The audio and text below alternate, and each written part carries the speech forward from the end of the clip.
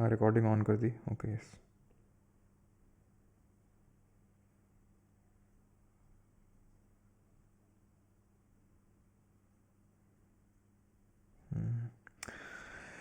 नहीं यार, अभी परमार डिफेंस चैनल आया तो नहीं है।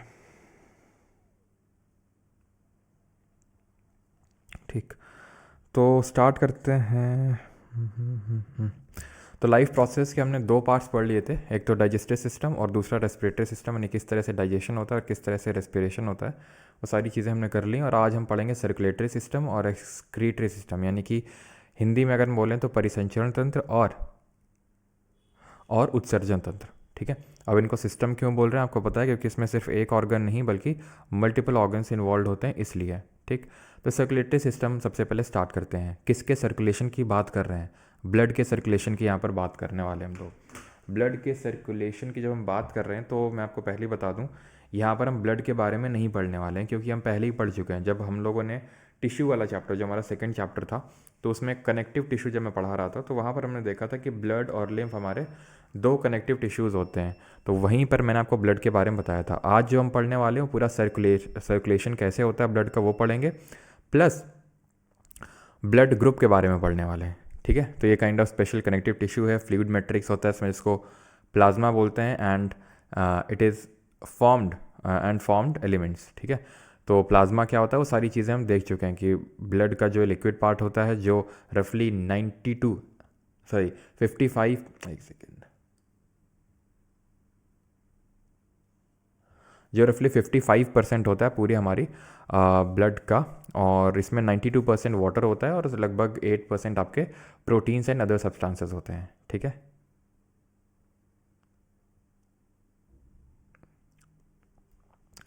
ऑलराइट।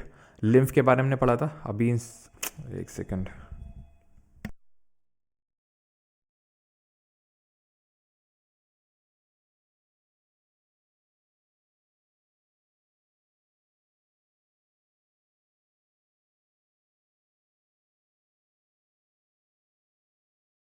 ठीक है, तो लिम्फ के बारे में हम लोग पढ़ चुके हैं कि लिम्फ वो पार्ट होता है ब्लड का जो कि एक्चुअल में जिसमें कि आरबीसीज नहीं होती हैं, डब्ल्यूबीसीज होती हैं। तो जिसका फंक्शन होता है वो डब्ल्यूबीसीज के जैसा होता है कि ये जो हमारे हार्मफुल बैक्टीरिया होते हैं ब्लड में उनको किल करने का काम होता है लिम्फ का। ठीक है, हार्ट बीट। अब हार्ट बीट क्या होता है? तो जो हमारा हार्ट, एक्चुअल में हम हार्ट के बारे में इस लेक्चर में पढ़ने वाले हैं, बिकॉज जो हमारा पंपिंग ऑर्गन होता है जो पूरे ब्लड का सर्कुलेशन करवाता है, दैट इज़ आर हार्ट।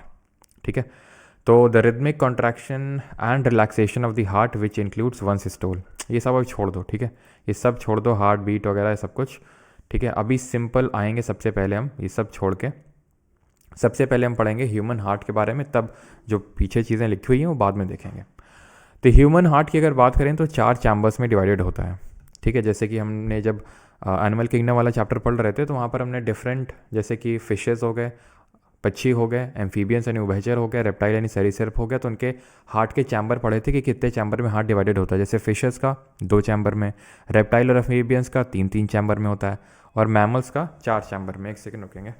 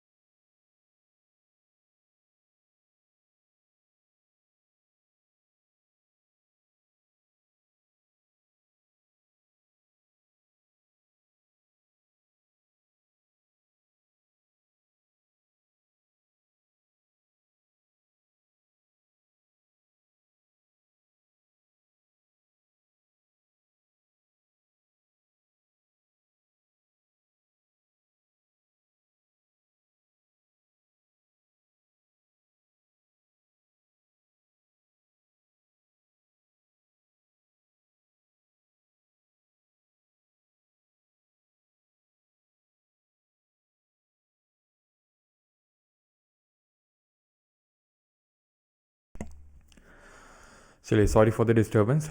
तो हमारे ह्यूमन हार्ट में टोटल 4 चैम्बर होते हैं, और 4 चैम्बर किस तरह से होते हैं कुछ आप इस तरह से समझ सकते हो कि जो ऊपर का पार्ट होता है, ऊपर के पार्ट को हम ऑरिकल बोलते हैं, ठीक है। ऊपर के पार्ट को ऑरिकल बोलते हैं, और जिसको हिंदी में अलिंद, और नीचे वाले पार्ट को वेंट्रिकल बोलते हैं, यानी कि निलय। अब इसको हम राइट ऑट्रिकल और लेफ्ट ऑट्रिकल में डिवाइड करते हैं।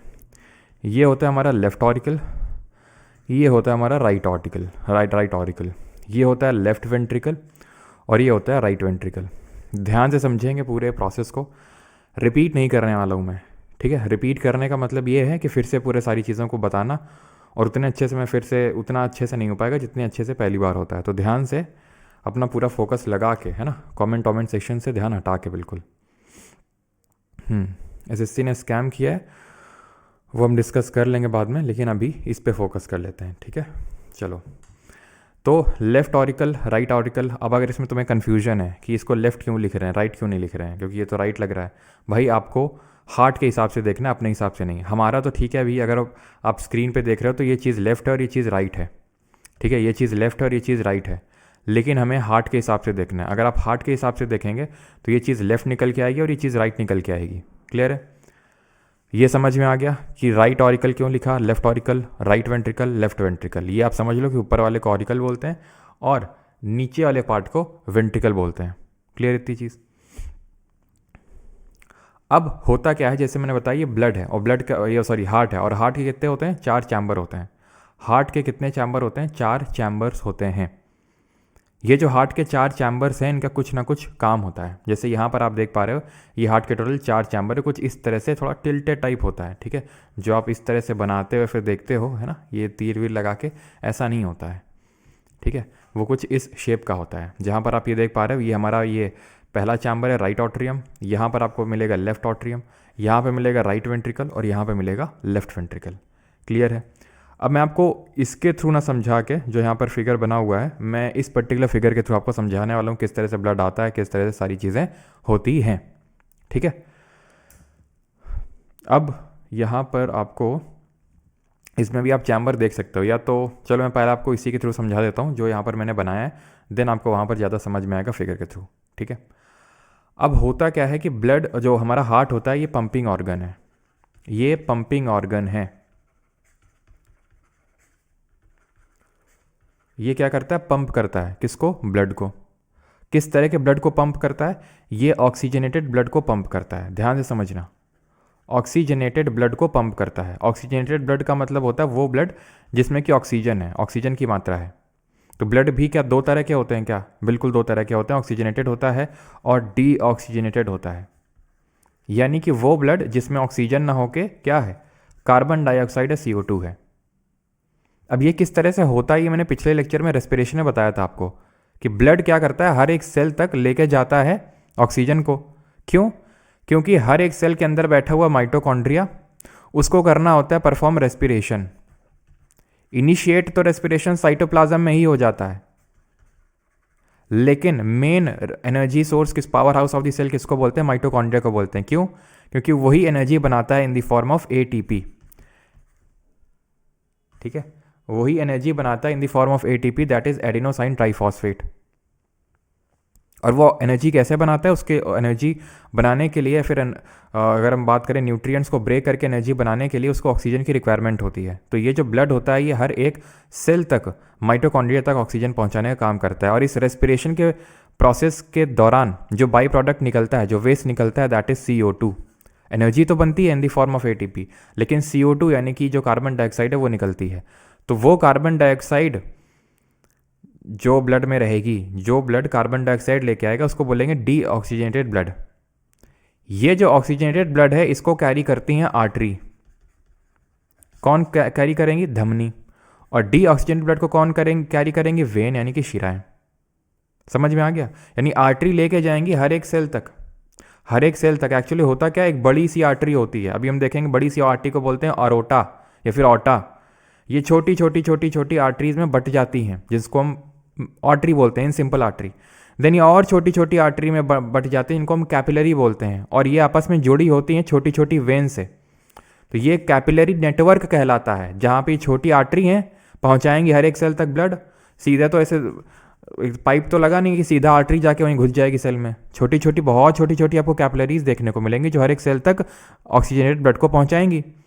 और जब CO2 प्रोड्यूस होगा हर एक सेल से, तो वही कैपिलरीज भी जो आपस में कनेक्टेड है, सब कैपिलरी नेटवर्क बना रखा है, वही डीऑक्सीजनेटेड ब्लड को लेके आएंगी। कहाँ लेके आएंगी? हार्ट के पास लेके आएंगी। हार्ट क्या करेगा? पंप कर देगा।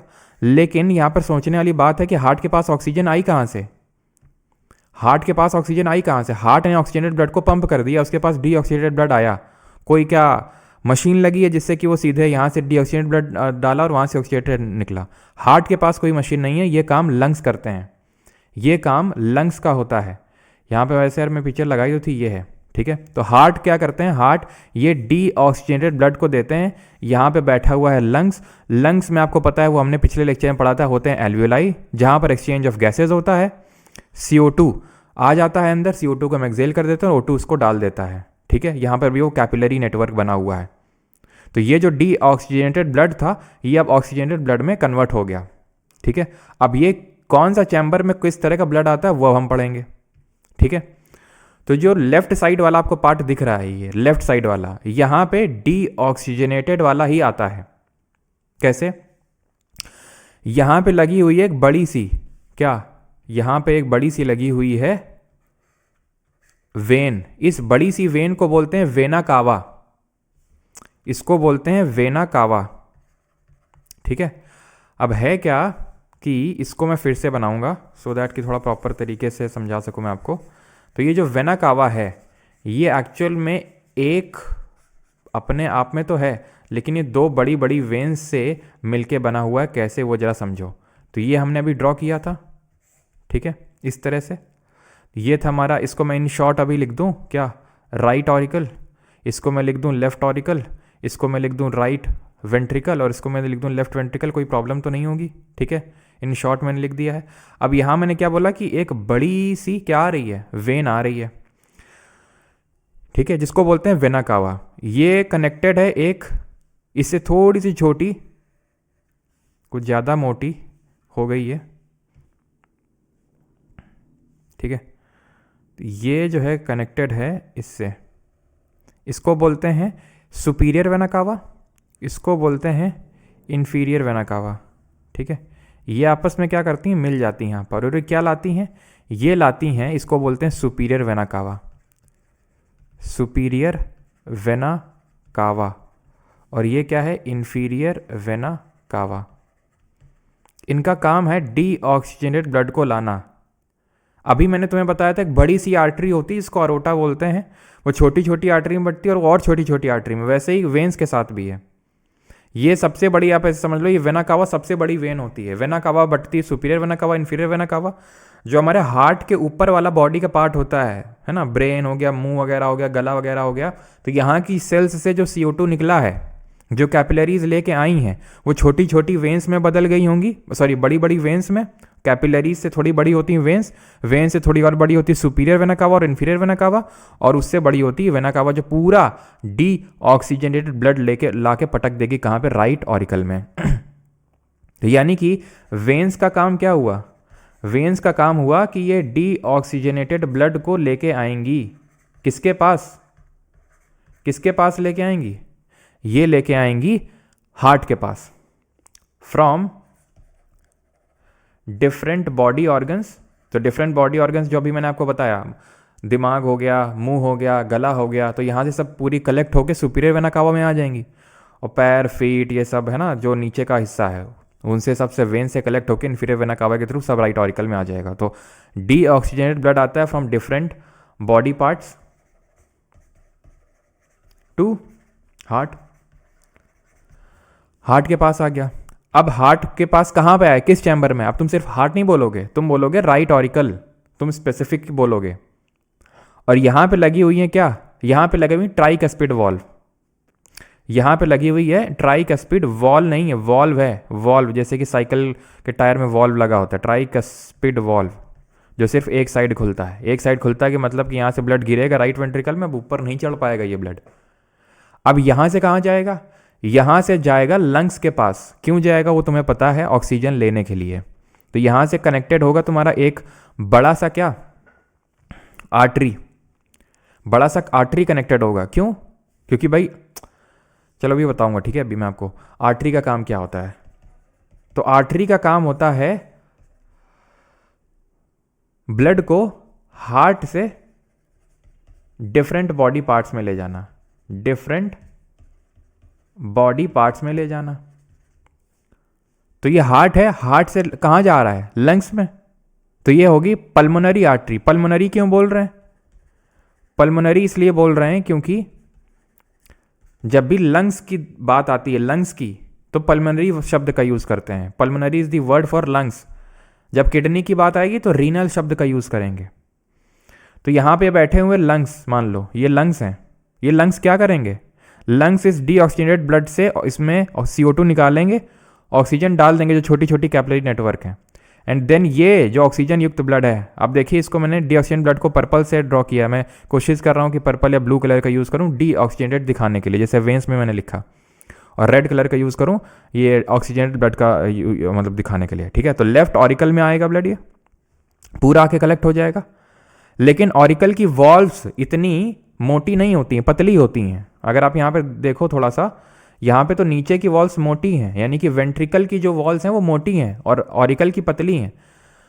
तो ऑरिकल की इसीलिए पतली है क्योंकि उसको सिर्फ रिसीव करना है, पंप नहीं करना है किसी चीज़ को, सिर्फ उसको रिसीव। यहाँ राइट ऑरिकल ने रिसीव किया था डीऑक्सीजनेटेड ब्लड को, लेफ्ट ऑरिकल रिसीव कर रहा है ऑक्सीजनेटेड ब्लड को, सिर्फ रिसीव करने का काम है। पंप करने का काम यहाँ पर राइट वेंट्रिकल का था, जो उसने पंप किया था टू दी लंग्स। और ये लेफ्ट ऑरिकल में, अब यहाँ पे बाइकस्पिड वॉल्व लगी हुई है, इसको बोलते हैं बाइकस्पिड वॉल्व। इसको ट्राइकस्पिड इसलिए बोल रहे थे क्योंकि इसमें 3 फ्लैप्स होते हैं, 3 फ्लैप लाइक ऐसे स्ट्रक्चर होते हैं। इसको बाइकस्पिड इसलिए बोलते हैं क्योंकि इसमें 2 फ्लैप लाइक स्ट्रक्चर होते हैं। तो ये बाइकस्पिड वॉल्व हो गई। अब इससे खून गिरेगा, अब ये भी वॉल्व है, यानी कि इसमें भी एक ही साइड आएगा और ऊपर की तरफ नहीं चढ़ पाएगा। तो यहाँ पे पूरा आके इकट्ठा हो जाएगा ऑक्सीजन युक्त ब्लड। इससे कनेक्टेड है अरोटा, ये है अरोटा, ठीक है, या ऑर्टा जो भी लिखो, ठीक है, ऑर्टा। महाधमनी बोलते हैं, सबसे बड़ी आर्टरी यही होती है। जैसे सबसे बड़ी जो वेन होती है वो वेना कावा होती है, सबसे बड़ी वेन ये वेना कावा होती है। और अगर सुपीरियर और इन्फीरियर में बात करोगे तो इन्फीरियर वाली ज़्यादा बड़ी होती है। उसी तरह से अरोटा या फिर ऑर्टा ये सबसे बड़ी आर्टरी होती है जिसको महाधमनी बोलते हैं। लेफ्ट ऑरिकल क्या करेगा? अगेन पंप करेगा, और पंप करके इतना जोर का पंप करेगा कि हर आर्टरी तक, अब अरोटा से बहुत सारी आर्टरीज कनेक्टेड हैं जो अरोटा से छोटी हैं साइज की, वो धीरे धीरे और डिस्ट्रीब्यूट हो जाएंगी छोटी छोटी कैपिलरीज तक, और हर छोटी छोटी सेल तक ब्लड को पहुंचा देंगी। तो आर्टरी क्या कर रहा है? ये ऑक्सीजनेटेड ब्लड को कैरी कर रहा है, ये ऑक्सीजनेटेड ब्लड को, ऑक्सीजनेटेड ब्लड को कैरी कर रहा है। अच्छा, ये जो लेके आई, ये जो लेके आई यहाँ तक blood from lungs to the heart, ठीक है, from lungs to the heart, ठीक है। तो इसको क्या बोलेंगे? इसको बोलेंगे पल्मोनरी वेन, क्योंकि वेन का काम क्या था? वेन का काम था ब्लड को फ्रॉम डिफरेंट बॉडी पार्ट से हार्ट तक लेके आना। तो लंग्स से ये कहाँ पर लेके आया? हार्ट में। अब मुझे पता तुम लोगों को ये एक डाउट आ रहा होगा, सर आपने तो बोला था कि पल्मोनरी जो वेन होती है वो तो डीऑक्सीजनेटेड ब्लड को कैरी करती है, यहाँ पे तो ये ऑक्सीजनेटेड ब्लड है ना, ये जो ब्लड लंग से आ रहा है ये तो ऑक्सीजनेटेड ब्लड है।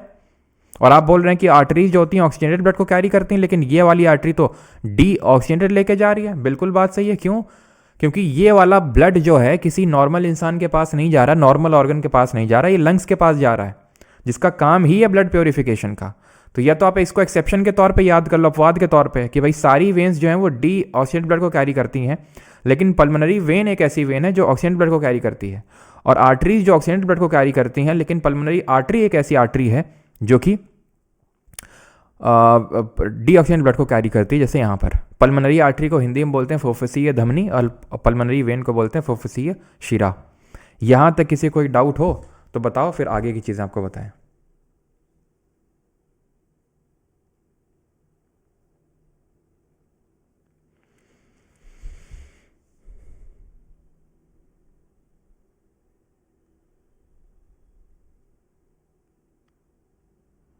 हाँ, यहाँ पे सॉरी, गलती से मैंने वो लिख दिया, वेन होगा यस।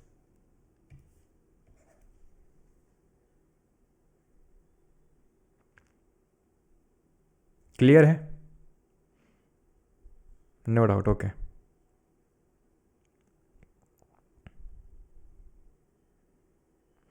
सर एक बार ऑर्टा का फंक्शन बता दीजिए चारू शर्मा। चारू जी, ऑर्टा सबसे बड़ी आर्टरी है, इसका काम है लेफ्ट वेंट्रिकल से ब्लड को उठाना और पंप कर देना, हर अपने छोटी छोटी जो उससे छोटी छोटी आर्टरीज है उनको दे देना। ठीक,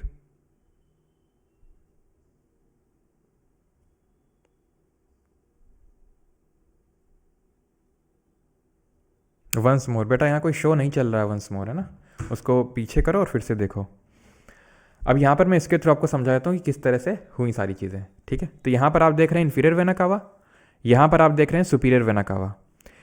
ये मत सोचना कि पीछे की तरफ से आ रही है, इन्फीरियर वेना कावा पीछे की तरफ से आ रही है, दोनों एक कॉमन वेना कावा में मिल जाएंगी और राइट आर्टरियम में ब्लड आ जाएगा पूरा। ये ब्लड कैसा है? डी ऑक्सीजनेटेड ब्लड है ये इसमें ऑक्सीजन नहीं है।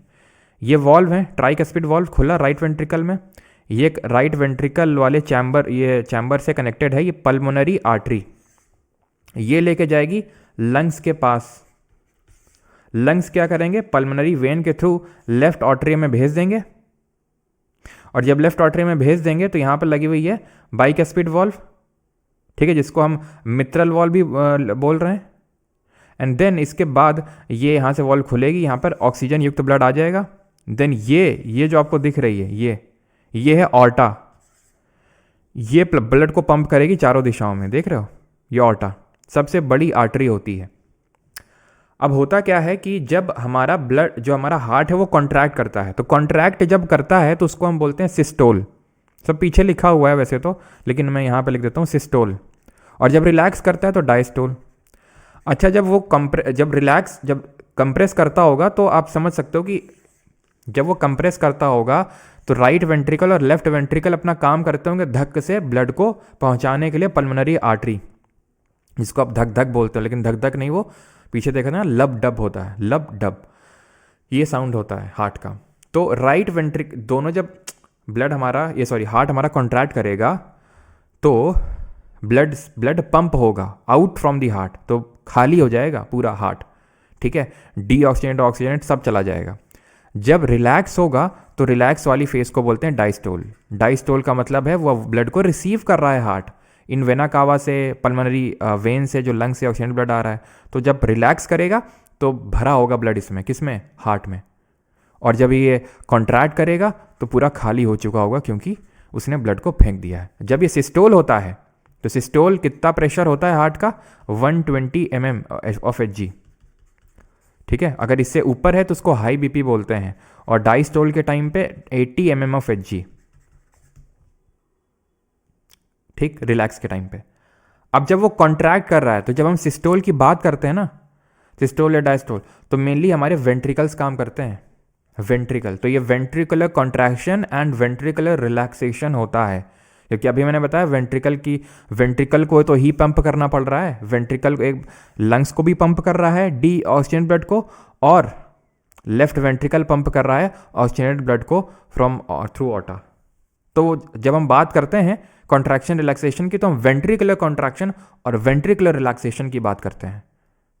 यहाँ पर जो आप इस तरह का कुछ देख पा रहे हो, यहाँ पर एक्चुअल में राइट ऑट्रियम में कुछ ऐसी ट्यूब लाइक स्ट्रक्चर आप बोल सकते हो, ट्यूब्स होती हैं, फिर वेन्स होती हैं, जो कि क्या काम करती हैं, उनको हम बोलते हैं सिनो आर्ट्रियल नोड, ऐसे नोड भी इन शॉर्ट बोलते हैं।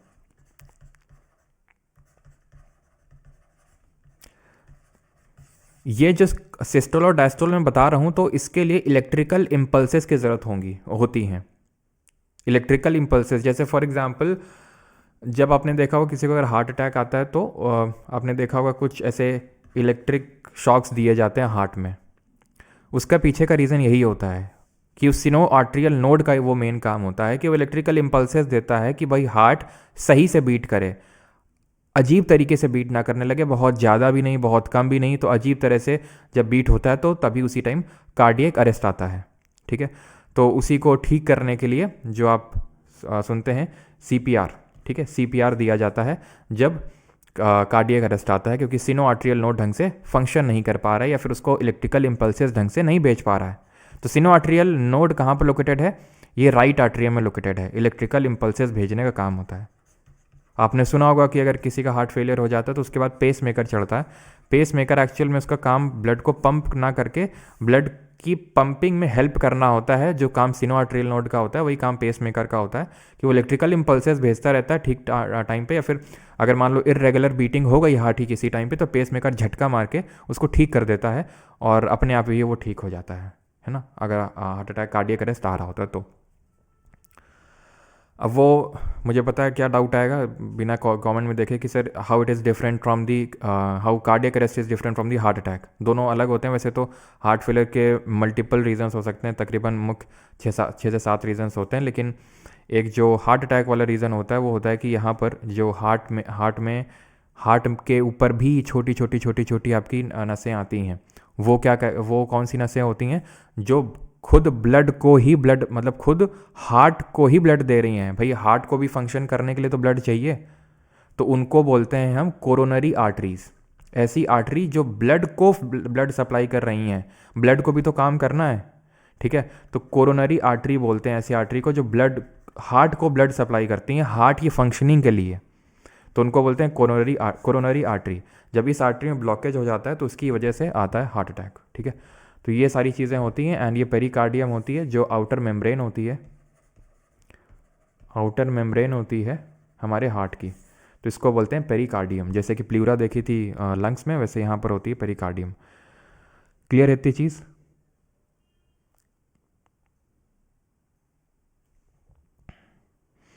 गुरुजी कोचिंग माफिया ही आपका चैनल हैक करवाता है। Saurabh ji is back.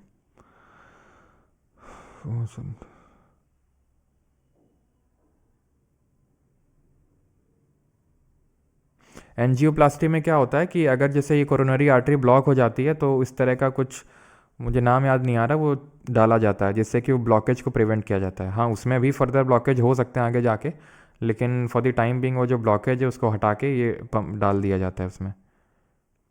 ये कुछ बोलते हैं इस तरह का स्ट्रक्चर होता है, ऐसे क्रॉस नेट नेट टाइप बना होता है ऐसा कुछ, ठीक है। चलिए अब ये जो हमारा ऑर्टा, जो आपने सुना होगा पल्स रेट, सुना है ना सबने? पल्स रेट सुना है?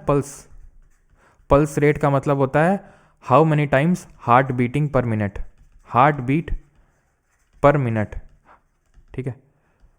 नॉर्मली तो 60 से 100 टाइम्स बीट होना चाहिए पर मिनट, ठीक है। लेकिन हार्ट बीट का मतलब क्या है? हार्ट बीट का मतलब है ये जो ऑर्टा मेन जो हमारी महाधमनी है उसकी बात हम करते हैं, वो कितनी बार धड़क रही है, कितनी बार ब्लड को पंप कर रही है। पल्स रेट हम चेक करते होंगे, आपने देखा होगा जो रिस्ट होती है जहाँ पर घड़ी पहनते हैं, या फिर नेक जो होती है, तुमने देखा होगा मूवीज़ में, है ना, जब कोई जिंदा है कि मर गया तो वो चेक करने के लिए नेक में यानी कि जो गर्दन होती है वहाँ पर चेक किया जाता है, वहाँ से पल्स रेट चेक हो जाती है। जो घुटने होते हैं उसके जो पीछे वाला साइड होता है वहाँ से भी चेक हो जाता है, ठीक है। तो ये एरियाज़ होते हैं जैसे पल्स रेट चेक हो जाता है। अगर बहुत ज़्यादा एकदम से पल्स है, आप दौड़ भाग के आओगे तो पल्स रेट बहुत ज़्यादा हो जाएगी, बहुत ही ज़्यादा हो जाती है तो वो भी एक मतलब साइन होता है काइंड ऑफ हार्ट अटैक का ही, मतलब एकदम हार्ट अटैक नहीं, लेकिन हाँ ये होता है साइन की हाई बीपी का प्रॉब्लम है आपको, ठीक है। तो ये चीज़ क्लियर हो गया। और इसको हम मेजर कैसे करते हैं? तो उसके लिए हो सकता है आपने ये डिवाइस देखा हो या फिर कभी आप गए हो, इसको क्या बोलते हैं? कोई बताएगा इसको क्या बोलते हैं? वैसे तो ठीक है, इसको हम बोलते हैं स्टेथोस्कोप, नहीं कोई लिख देना, ठीक है। फिग्मो मैनोमीटर है ये, स्टेथोस्कोप से हार्ट बीट चेक होती है। इससे हम क्या चेक करते हैं? ब्लड प्रेशर चेक करते हैं, ब्लड का प्रेशर, ठीक है। स्टेथोस्कोप जो गले में टांगे रहते हैं हमारे डॉक्टर लोग, वो स्टेथोस्कोप होता है, उससे हार्ट बीट को चेक किया जाता है, ठीक है। तो ये चीज़ें आई होप क्लियर हो गई होंगी। वही सेम यहाँ पर लिखा हुआ है, उसको मैं रिपीट नहीं करने वाला हूँ, आराम से पढ़ना, पीपीटी तो मिल ही जाएगी आपको, ठीक है। और 4 मेन जो फंक्शंस होते हैं हार्ट के कि भाई पंप करना ब्लड का through the body, maintain blood का प्रेशर मेंटेन करना, ऑक्सीजन और न्यूट्रिएंट्स की अच्छे से सप्लाई हो रही कि नहीं हो रही है, और कार्बन डाइऑक्साइड और जो वेस्ट प्रोडक्ट्स हैं उनको रिमूव करना। आई होप सारी चीज़ें क्लियर हो गई होंगी बहुत ही स्ट्रेट फॉरवर्ड तरीके से। क्या पेसमेकर बता तो दिया पेसमेकर, मतलब बस लिख दो पेसमेकर, मैं क्या समझूँ इस पेसमेकर से? बताया नहीं भी पेसमेकर क्या होता है।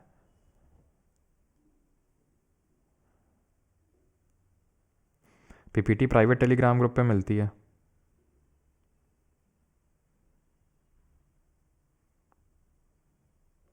Sir aspirin really help in heart attack? Yes Akash Thakur, help करती है। एस्पिरिन भी हेल्प करती है और एक कदुक और होती हैं जो हेल्प करती हैं। उनका काम ये होता है कि वो आपके ब्लड को थिन कर देती हैं हार्ट अटैक के टाइम पे। ठीक है, एस्पिरिन को यूजुअली पानी में घोल के देना चाहिए, मतलब अगर हार्ट अटैक आया, या फिर जीभ के नीचे जो है रख देना चाहिए।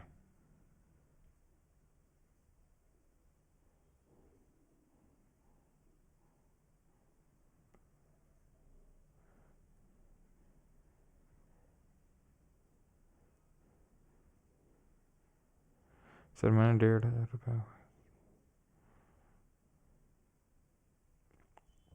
कार्डियक अरेस्ट क्या, डिफरेंट चीज़ें होती हैं, खैर वो हम डिस्कस नहीं कर रहे हैं। जैसे कोलेस्ट्रॉल अगर बढ़ गया, या फिर अपने आप हेरिडिटरी होता है कई लोगों का, जो वॉल होती है आर्टरी की वो थिक होने लगती है, धीरे धीरे मोटी होने लगती है, तो उससे भी सडन कार्डियक अरेस्ट आता है। या फिर कोलेस्ट्रॉल अगर जमा होने लगता है तो उसकी वजह से भी आता है। हाई बीपी का प्रॉब्लम होता है तो उसकी वजह से भी।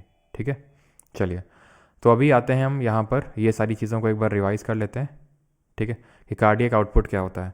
तो the amount of blood pumped by heart per minute is called as cardiac और हार्ट आउटपुट। ठीक है, कि अमाउंट ऑफ ब्लड कितना पंप हुआ है। The value of cardiac output of a normal person is about इतना। ठीक है, 5 लीटर का लगभग पर मिनट जो ब्लड है वो पंप होता है। आप समझ सकते हैं 5 लीटर ब्लड, इसको बोलते हैं कार्डियक आउटपुट। ऑलराइट, देन ये इलेक्ट्रोकार्डियोग्राफ क्या होता है, जिसको आप ईसीजी सुनते हो। ठीक है, इलेक्ट्रोएंसेफलोग्राम अलग होता है, ये ईईजी होता है, ब्रेन का ध्यान रखना।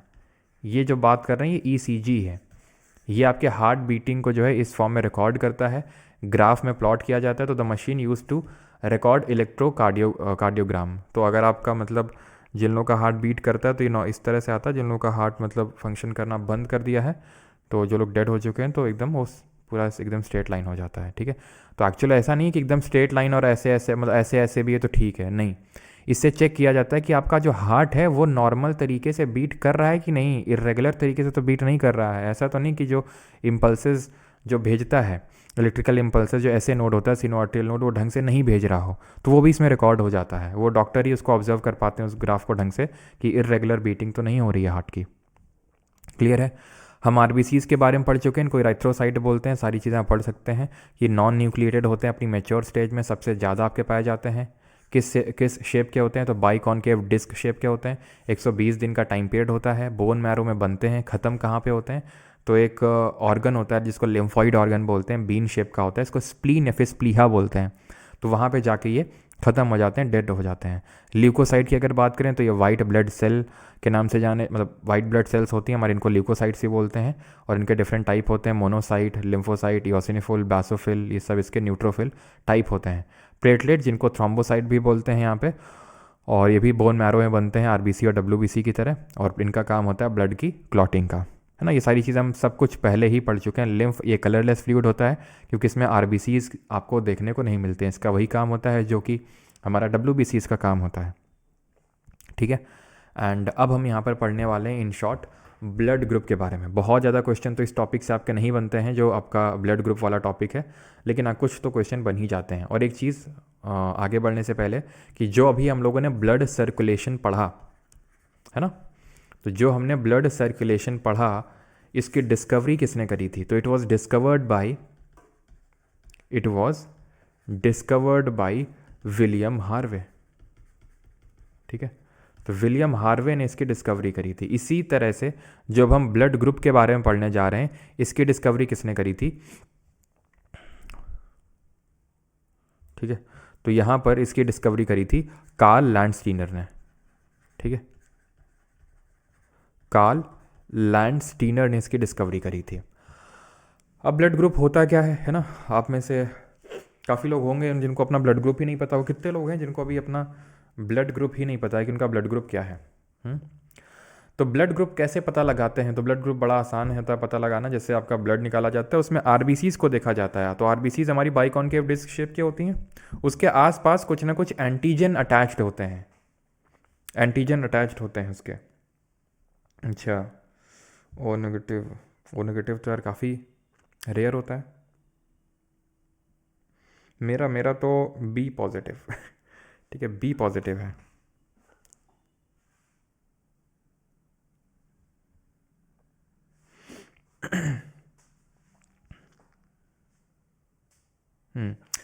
चलो तो अभी पढ़ते हैं आरबीसीज। ठीक है, तो आरबीसीज के अराउंड क्या प्रेजेंट होते हैं? एंटीजन, जो अपने आप में क्या होते हैं, एक तरह से ऐसे सब्सटेंस होते हैं जो हमारी बॉडी के इम्यून रिस्पॉन्स को अच्छा करते हैं। ठीक है, हमारे बॉडी के इम्यून सिस्टम के बारे में वो बताते हैं, उसकी हेल्थ के बारे में बताते हैं, तो वो एक काइंड ऑफ इम्यून रिस्पॉन्स को एक्टिवेट करने के लिए एंटीजेंस यहाँ पर प्रेजेंट होते हैं। इसी के थ्रू ही ब्लड ग्रुप का पता लगाया जाता है कि आपका ब्लड ग्रुप क्या है, और इसके अराउंड कौन से एंटीबॉडीज़ हैं। ये एंटीबॉडीज़ किस में मिलेंगे? प्लाज्मा मिलेंगे। ये आपके एंटीजेंस किस में मिलेंगे? आरबीसी के अराउंड मिलेंगे। तो प्लाज्मा हमें पता है कि जो liquid part of the blood है, जो येलोइश कलर का फ्लूइड अभी हमने देखा था, 55% ऑफ दी जो ब्लड होता है वो प्लाज्मा होता है, और जो बाकी का 45% होता है वो आपका जो सॉलिड पार्ट होता है, जिसमें कि आरबीसीज, डब्ल्यूबीसीज, ये सब कुछ आते हैं। ठीक है, तो जो आपकी एंटीबॉडीज़ होती हैं वो इस तरह की होती हैं कि भाई इसमें लॉक ना हो। जैसे फॉर एग्जांपल आप यहाँ पे देख सकते हैं इस तरह का स्ट्रक्चर है, लेकिन इसका स्ट्रक्चर कुछ इस तरह का होगा, सो दैट लॉक ना हो। सोचो बी वाली एंटीबॉडीज इसमें प्रेजेंट हो जाएं तो लॉक हो जाएंगी, ब्लड क्लॉटिंग हो जाएगी और तुरंत वहीं डेथ हो जाएगी। तभी बोला जाता है कि भाई जिसका जो ब्लड ग्रुप है वही ब्लड चढ़ाओ, दूसरा ब्लड चढ़ा दोगे तो तुरंत क्या हो जाएगा, ये सब लॉक हो जाएगा। जैसे फॉर एग्जाम्पल तुम खुद सोचो, ब्लड ग्रुप ए वाले के तुम बी वाला चढ़ा दियो, उसके लगे हैं ये वाली एंटीजन। अब ये कर दे क्या करेंगे, एकदम ऐसे ताले चाबी टाइप स्ट्रक्चर होता है इनका, तुरंत ताला चाबी एकदम फिट और ले हो। क्या होगा, ताला चाबी तो खोल देता है, लेकिन ये क्या होगा, लॉक हो जाएगा। लॉक हो जाएगा, ब्लड लॉक हो जाएगा, ब्लड क्लॉट हो जाएगा, तुरंत डेथ हो जाएगी, तुरंत। ठीक है, तो ये दिक्कतें आ जाती हैं। जो ए बी वाला होता है, ठीक है, ए बी, उसमें दोनों तरह के एंटीजन होते हैं, आप देख सकते हैं। और जो ब्लड ग्रुप ओ वाला होता है उसमें कोई भी एंटीजन नहीं होता है, कोई भी एंटीजन नहीं होता है। अब ये बात आती है कि ये पॉजिटिव नेगेटिव कैसे डिसाइड होता है, नहीं? ठीक है, तो ये पॉजिटिव नेगेटिव कैसे डिसाइड होता है? तो पॉजिटिव नेगेटिव डिसाइड करने के लिए एक आरएच फैक्टर होता है।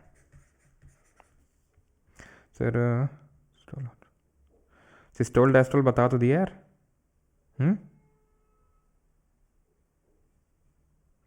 ठीक है, बता दिया है।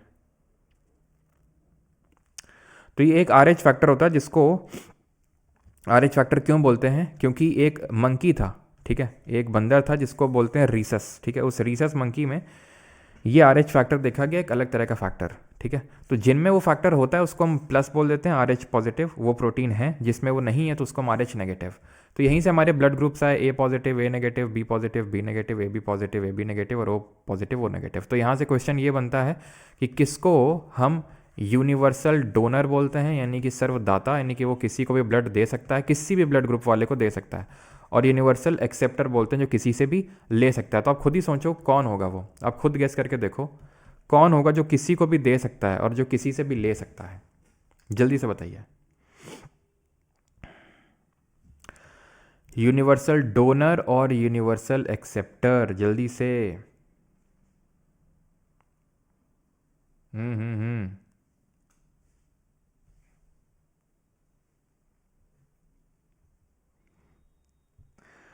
ओ negative, yes, O negative universal donator, और ए बी पॉजिटिव होगा। ठीक है, ए बी पॉजिटिव। तो यूनिवर्सल डोनर होता है आपका ओ नेगेटिव, जो किसी को भी ब्लड डोनेट कर सकता है, और यूनिवर्सल एक्सेप्टर होता है ए बी पॉजिटिव। ये इंपॉर्टेंट होता है कि नेगेटिव पॉजिटिव भी आपको पता होना चाहिए। ठीक है, और एक और बहुत ही रेयर ब्लड ग्रुप होता है जिसको बोलते हैं बॉम्बे ब्लड ग्रुप। ठीक है, बॉम्बे ब्लड ग्रुप, इसकी सबसे पहली, मतलब बहुत ही रेयर होता है, बहुत ही रेयर लोगों में होता है बॉम्बे ब्लड ग्रुप। ये जो क्वेश्चन बनता है यहाँ पे, वो ये क्वेश्चन बनता है कि किसने इसकी डिस्कवरी करी थी। तो एक हमारे बॉम्बे के डॉक्टर थे, उनका नाम था वाई.एम. भेंडे। ठीक है, उनका नाम था वाई.एम. भेंडे, उन्होंने इसकी डिस्कवरी करी थी।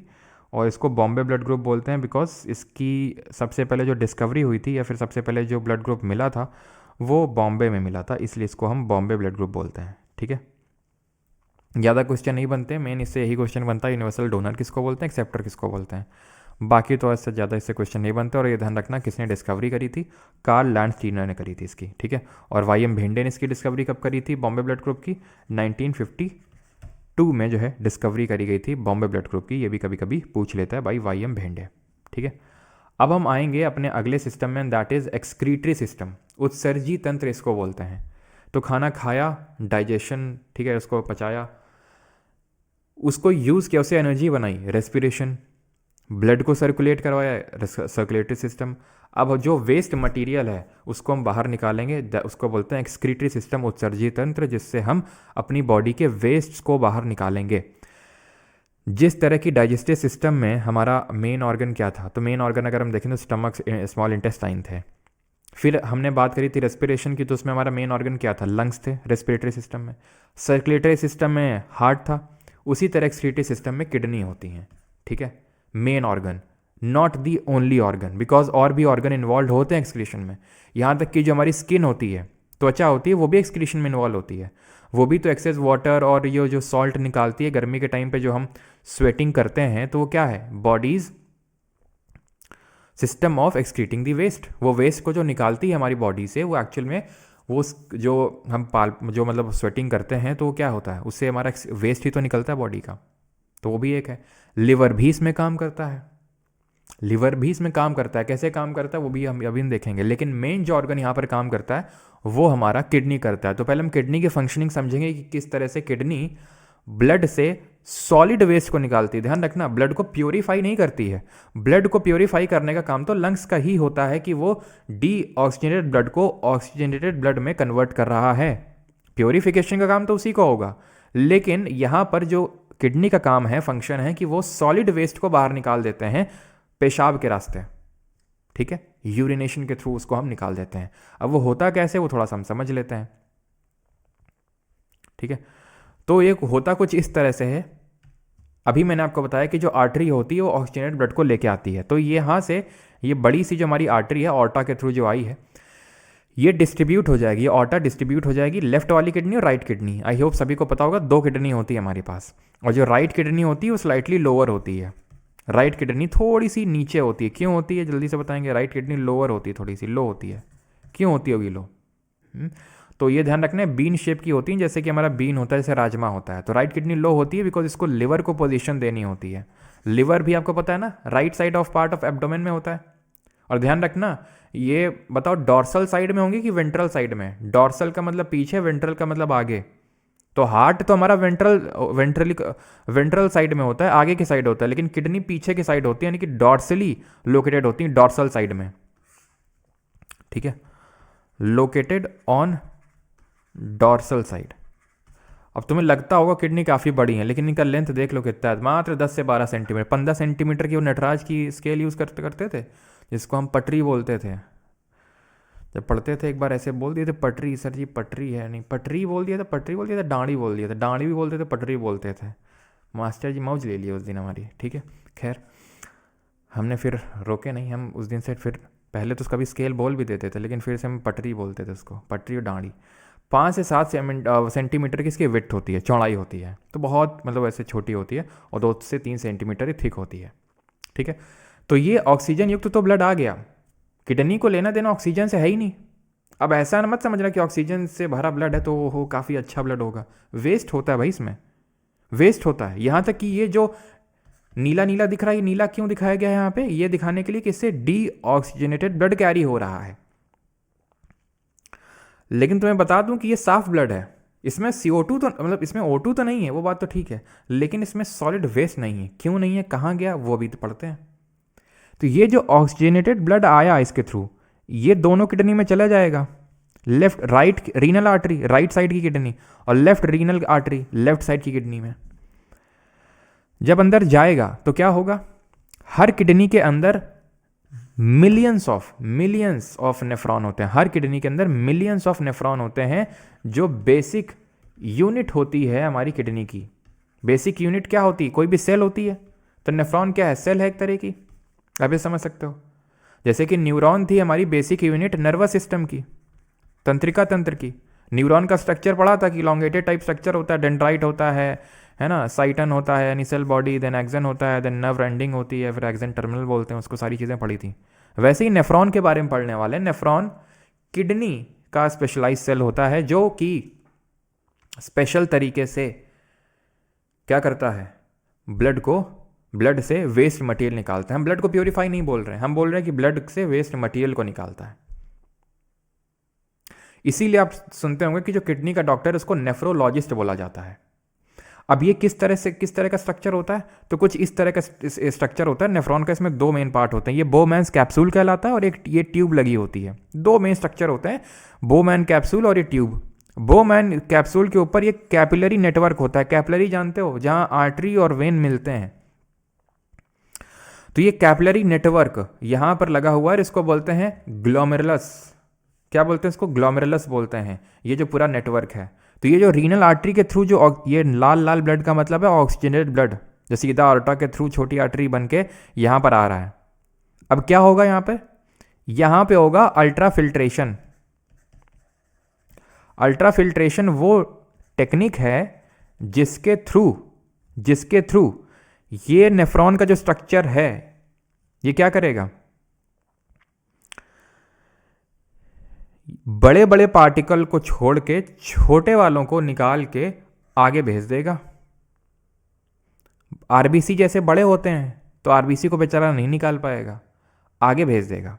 फिर से समझो, ये ऑक्सीजन ब्लड आया, कैपिलरी नेटवर्क में घुसा जिसको ग्लोमेरुलस बोलते हैं। ये अल्ट्रा फिल्ट्रेशन के थ्रू कुछ पार्ट ब्लड का ले लेगा, कुछ आगे पहुंचा देगा इस ट्यूब में। इस ट्यूब में जाएगा, उसमें वेस्ट भरा हुआ है, और जो आगे पहुंचा दिया, जो वेन को दे दिया कि भाई चलो तुम जाओ, तुम अच्छे ब्लड हो, तुम अच्छे बच्चे हो, तुम यहाँ से जाओ, तुम्हारा यहाँ कोई काम नहीं है, तो वो चला गया। लेकिन तुम्हें बता दूं कि यहाँ पर जो है वो पूरा गंदा ब्लड नहीं है, इसमें भी बहुत सारी अच्छी चीज़ें हैं। क्या है इसमें अच्छी चीज़ें? इसमें तुमको ग्लूकोज देखने को मिलेगा, ठीक है। इसमें तुमको अमीनो एसिड देखने को मिलेगा, ठीक है। तो नेफ्रॉन वही स्ट्रक्चरल फंक्शनल यूनिट होती है, एक किडनी में 1 मिलियन नेफ्रॉन होते हैं, ठीक है। अमीनो एसिड्स तुमको देखने को मिलेंगे, तुमको वाटर देखने को मिलेगा, तुमको सॉल्ट देखने को मिलेगा, तुमको यूरिया देखने को मिलेगा। भाई ग्लूकोज इंपॉर्टेंट चीज़ है, ब्लड को रखना चाहिए इसे, लेकिन उसने तो आगे भेज दिया ट्यूब में। लेकिन कोई बात नहीं, उसको फिर से हम ले लेंगे। अमीनो एसिड ज़रूरी है, वाटर भी ज़रूरी है, पूरा वाटर तो नहीं ज़रूरी है, लेकिन क्योंकि यूरिन में आप भी समझ लो 95% तो पानी ही होता है, पानी के थ्रू ही तो निकलेगा, कैसे निकलेगा? तो वाटर ही होता है 95%, लेकिन कुछ वाटर अभी फिर से अंदर आ जाएगा ब्लड में। सॉल्ट कुछ नीडेड होते हैं, कुछ बेकार होते हैं, और यूरिया तो प्योर वेस्ट मटीरियल होता है, ये होता है वेस्ट, इसको निकालना है बाहर। समझ गए? ठीक है। तो ये अब कैसे, ये जो अमीनो एसिड, वाटर, सॉल्ट, ये जो बेचारे आगे चले गए, जो अच्छे वाले ब्लड के साथ नहीं जा पाए, जाना भूल गए किसी कारणवश, क्योंकि बेचारे छोटे थे तो पकड़ लिए गए, धर लिए गए, तो अब उनको फिर से क्या होगा, उनका फिर से रीएब्जॉर्प्शन होगा।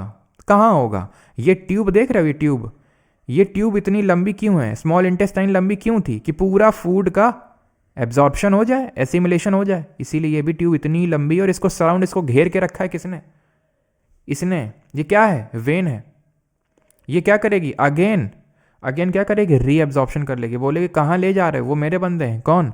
अमीनो एसिड, ग्लूकोज, थोड़ा सा वाटर और थोड़ा सा सॉल्ट, उनको मत ले जाओ, वो गलती से तुम्हारे पास चले गए, उनको हमारे हवाले कर दो। तो जब तक ये मतलब घूमेगी तब तक वो उसके हवाले में आ चुके होंगे। इसको बोलते हैं, देन ये फाइनली यूरिया बचता है, पानी बचता है और कुछ थोड़े बहुत सॉल्ट, उसको बोलते हैं कलेक्टिंग डक्ट। समझ रहे हो? कलेक्टिंग डक्ट ये अब कनेक्टेड होते हैं। कलेक्टिंग डक्ट किससे? कलेक्टिंग डक्ट ये कनेक्टेड हैं, ये लंबी लंबी यूरेटर बोलते हैं इनको। 2 यूरेटर हैं 2 किडनी के लिए। ये जो देखते हो इसको यूरेथ्रा बोलते हैं, सॉरी यूरिनरी ब्लैडर बोलते हैं, और ये जो कनेक्टेड इसको बोलते हैं यूरेथ्रा। समझ में आया? समराइज करें क्या? फिर से समराइज करें क्या? और ये जो पूरा लूप बन रहा है ना, ये जो पूरा लूप बना ऐसे ऐसे ऐसे ऐसे घूम के, इसको लूप ऑफ हेनले बोल देते हैं। चलो मैं फिर से आपको बताता हूँ। देखो, बोमैन कैप्सूल है, ये कैपिलरी नेटवर्क है, आया खून, ठीक है, रीअब्जॉर्प्शन से इसने ले लिया अपने अंदर, शोषित कर लिया और बाकियों को भेज दिया अच्छे वाले को। ये पूरी तरह से अच्छा है, ये इसमें आरबीसी वगैरह है। ये जो लिया है ये लाल नहीं होगा, ये ट्रांसपेरेंट कलर का होगा, क्योंकि आरबीसी तो है नहीं, आरबीसी को वैसे ही ब्लड का कलर रेड होता है। तो ये आगे जाएगा और जब ऐसे ऐसे ऐसे ऐसे ऐसे ऐसे घूमेगा तो इसको सराउंड कर रखा है इन्होंने। ये क्या करेंगी? ये जो अच्छी चीज़ें अल्ट्रा फिल्ट्रेशन से चली गई थी इस लूप ऑफ हेनले में, उसको फिर से अपने में सोख लेंगे और ब्लड को दे देंगी। और ब्लड क्या करेगा? ब्लड ये जो आपकी रीनल वेन है इसके थ्रू हार्ट में चला जाएगा। ये अच्छा है, अच्छा मतलब इससे वेस्ट निकल चुका है इसमें। वेस्ट नहीं है। हाँ, और ये जब किडनी ने अपना काम कर रही थी तो किडनी की जो सेल्स थी उन्होंने CO2 प्रोड्यूस किया होगा, तो इस ब्लड में CO2 भरा हुआ है, बस इतनी बात है, लेकिन वेस्ट निकल चुका है। जब किडनी फंक्शन करना बंद कर देती हैं तो वही काम करवाना होता है डायलिसिस के थ्रू। डायलिसिस क्या है, ये आप ऐसे समझ लो, आर्टिफिशियल किडनी। जिन लोगों की किडनी फंक्शन करना बंद कर देती है तो उन लोगों को हो जाती है प्रॉब्लम, और उनका फिर होता है डायलिसिस, क्योंकि वो वेस्ट नहीं निकाल पाते हैं। तो डायलिसिस में ये होता है कि पूरे खून को जो हार्ट से आ रहा है उसको निकाला जाता है, एक मशीन में डाला जाता है, वेस्ट निकाल के उसको फिर से बॉडी के अंदर पंप किया जाता है। ठीक है, क्लियर है। अब यहाँ पर कुछ बातें आती हैं। आपने सुना होगा कि जो लोग मीट वीट बहुत खाते हैं उनको किडनी की प्रॉब्लम ज़्यादा रहती है। क्यों? क्योंकि यूरिया जो है, ये जो यूरिया है, ये क्या होता है? यूरिया का फॉर्मूला होता है NH2CONH2। इसको सिंथेसाइज किया था फ्रेडरिक वोलर ने, ये हम केमिस्ट्री में भी पढ़ेंगे वैसे तो। फ्रेडरिक वोलर ने इसको सिंथेसाइज किया था अमोनियम साइनेट से, NH4CNO से इसको क्या किया था, बनाया था। एक इनऑर्गेनिक कंपाउंड से एक ऑर्गेनिक कंपाउंड बनाया था। अब ये जो यूरिया है, ये एक नाइट्रोजनस वेस्ट है। ठीक है, और ये जो मेनली नाइट्रोजनस वेस्ट बनता है, जो हमारा प्रोटीन है वो क्या होता है, अमीनो एसिड। और अमीनो एसिड किससे बनते हैं? नाइट्रोजन से जुड़ जुड़ के बनते हैं। तो एक्चुअल में जब आप प्रोटीन बहुत ज़्यादा खाते हो ना, तो आपकी किडनी को बहुत ज़्यादा काम करना पड़ता है, और जब बहुत ज़्यादा उसको काम करना पड़ेगा तो पूरे वो प्रोटीन को नहीं निकाल पाएगी। देन आपको यहाँ से प्रॉब्लम होने लगती है। जो यूरिक एसिड है, ये यूरिया यूरिक एसिड के फॉर्म में आपकी बोन्स के बीच में साइनोवियल फ्लूइड की पोजीशन ले लेता है। साइनोवियल फ्लूइड आपके बोन्स में प्रेजेंट होता है, जो उसको mobility kind of grease type का काम होता है उसका, कि वो मोबिलिटी प्रोवाइड करता है। अब उसकी जगह यूरिक एसिड जमा होने लगेगा, तो आपने देखा होगा जिन लोगों को, क्योंकि मेरे ग्रैंडफादर को प्रॉब्लम है तो थोड़ा मुझे पता है इसके बारे में। उन्होंने बहुत खाते थे, मतलब बहुत नॉनवेज खाते थे। तो जब उन्होंने बहुत नॉनवेज खाया तो अब जो है उनको उस चीज़ का बिल भरना पड़ रहा है। कि क्या बिल भरना पड़ रहा है? कि उनके किडनी में प्रॉब्लम रहती है तो उनको नेफ्रोलॉजिस्ट के पास जाना पड़ता है। अभी तो उनकी कंडीशन स्टेबल है, ठीक है, लेकिन उनको भी ना जॉइंट वगैरह में प्रॉब्लम होती है, घुटनों वगैरह में, क्योंकि उनका वेट भी काफ़ी ज़्यादा है। अभी तो थोड़ा कम हो गया है, लेकिन उनको वही प्रॉब्लम रहता है। ठीक है, तो यूरिक एसिड फिर क्या होने लगता है, डिपॉजिट होने लगता है आपकी बोन्स पे। क्लियर? और इसी की वजह से ही जो हमारा क्या बोलेंगे, जो हमारा यूरिन है वो येलो कलर का होता है। क्यों वो येलो कलर का होता है? ड्यू टू यूरोक्रोम, या फिर यूरोबिलिन भी बोलते हैं उसको, यूरोबिलिन। बिलिरुबिन अलग होता है। बिलिरुबिन को तुम बाइल जूस से एसोसिएट कर सकते हो। कैसे?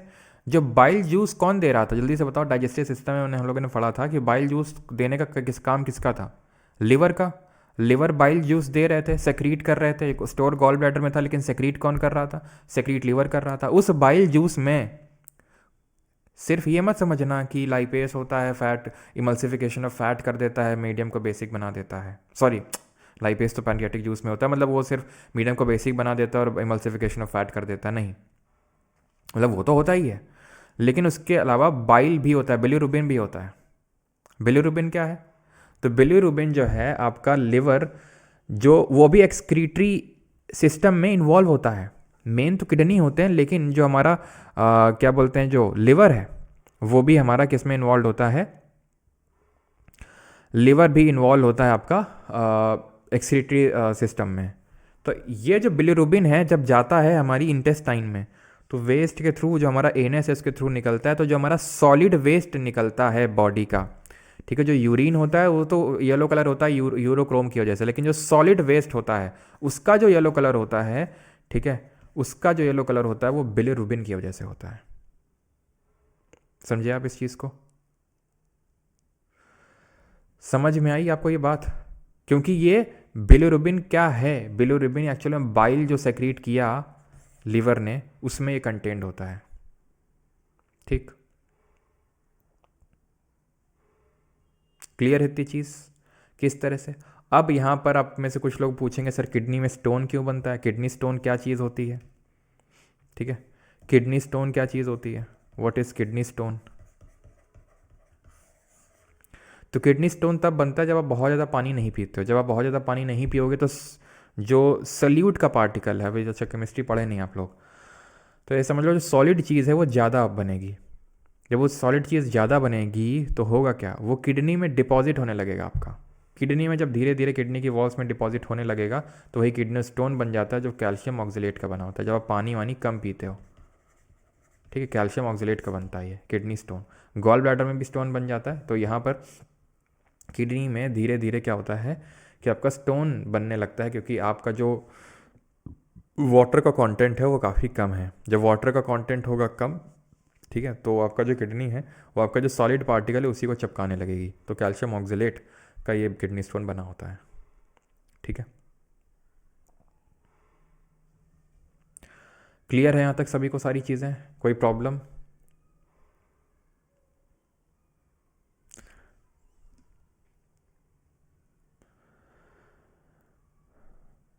क्वेश्चन भी करेंगे, रुक जाओ भी। ठीक है,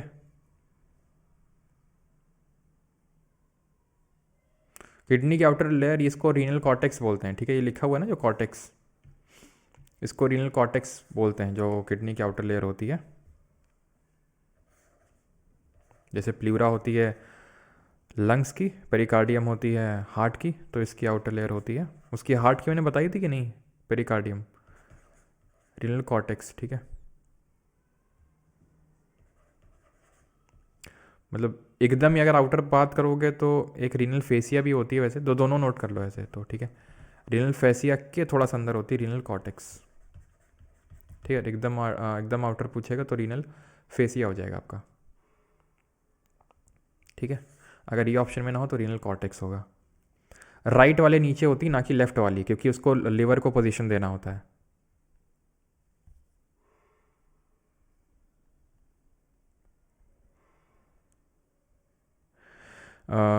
वो आपकी एट्रियो वेंट्रिकुलर नोड होती है जो पेवी नोड पूछ रहे हैं। ठीक है, वो भी आपके इलेक्ट्रिकल सिस्टम में हेल्प करती है। और सर सर ज्ञान वर्ल्ड पे का पता नहीं यार, ज्ञान वर्ल्ड पे देख लेना, क्या ज्ञान वर्ल्ड पे अवेलेबल नहीं है क्या?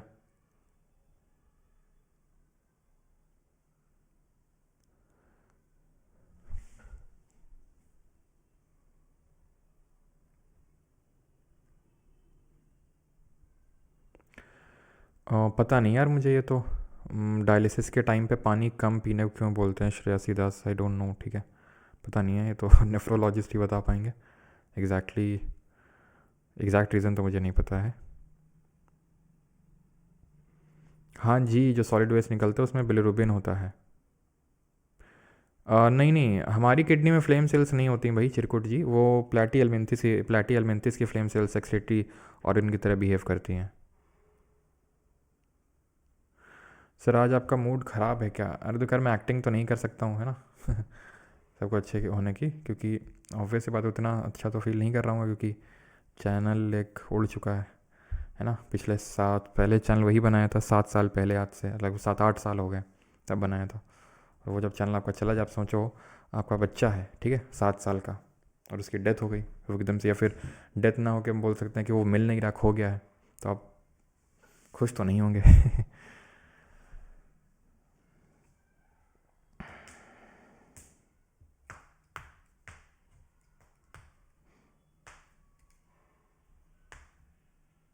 ब्लड ख़राब क्यों नहीं होता, समझे नहीं, ब्लड ख़राब क्यों नहीं होता मतलब? कितने क्वेश्चन आते हैं अभी देख लेना आप। ठीक है, सर्कुलेटरी से ज़्यादा आते हैं, एक्सक्रीटरी से थोड़े कम आते हैं।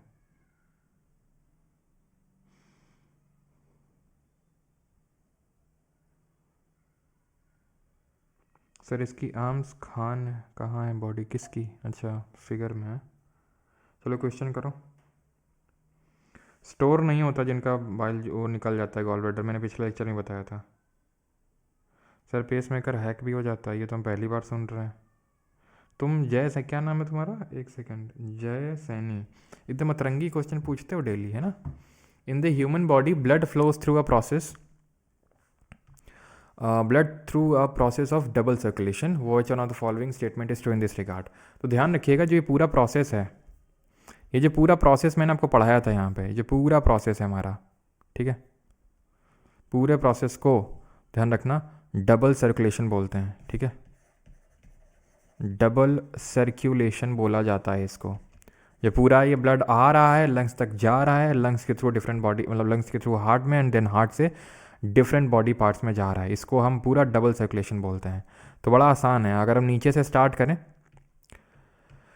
तो oxygenate blood from the right side of the body. अब देख लो ये राइट साइड कहाँ होगा, तुम्हारा जो लेफ्ट राइट साइड है, तो यहाँ पर ऑक्सीजनेट ब्लड थोड़ी ना आ रहा है, यहाँ पर तो डी ऑक्सीजनेट ब्लड ही आ रहा है ना, सिंपल सी बात है, तो ये गलत होगा। D oxygenated blood from the left, भैया लेफ्ट में नहीं, लेफ्ट में तो ऑक्सीजनेटेड आ रहा है लंग्स के थ्रू, देन गिर रहा है यहाँ पे और यहाँ से ऑटो में, तो ये भी गलत हुआ। Blood in the left side of the heart is poor in oxygen, गलत है भैया, लेफ्ट साइड तो ये हुआ, इसमें तो रिच इन ऑक्सीजन है। Oxygenated blood reaches the left side of, yes सही है, सिंपल, ठीक है। बस आपको ध्यान से करना था, सीडीएस 2021 का क्वेश्चन, ये सीडीएस 2022 का सवाल है, करिए जरा। Pulmonary, capillaries, coronary artery, pulmonary when सब पढ़ा है, सब के बारे में बताया है, चाहे पल्मनरी हो, चाहे कोरोनरी हो, चाहे कैपिलरी हो।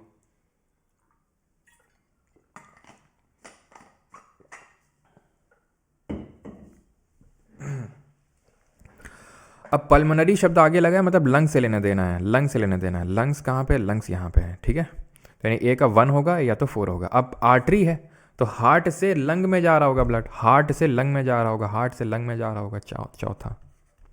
ये वेन है तो लंग्स से हार्ट में आ रहा होगा, क्या बोल रहा हूँ मैं, यस ठीक है, लंग से हार्ट में आ रहा होगा, तो पहले का 4 और लास्ट का 1, तो ये दोनों ऑप्शन तो हट जाएंगे।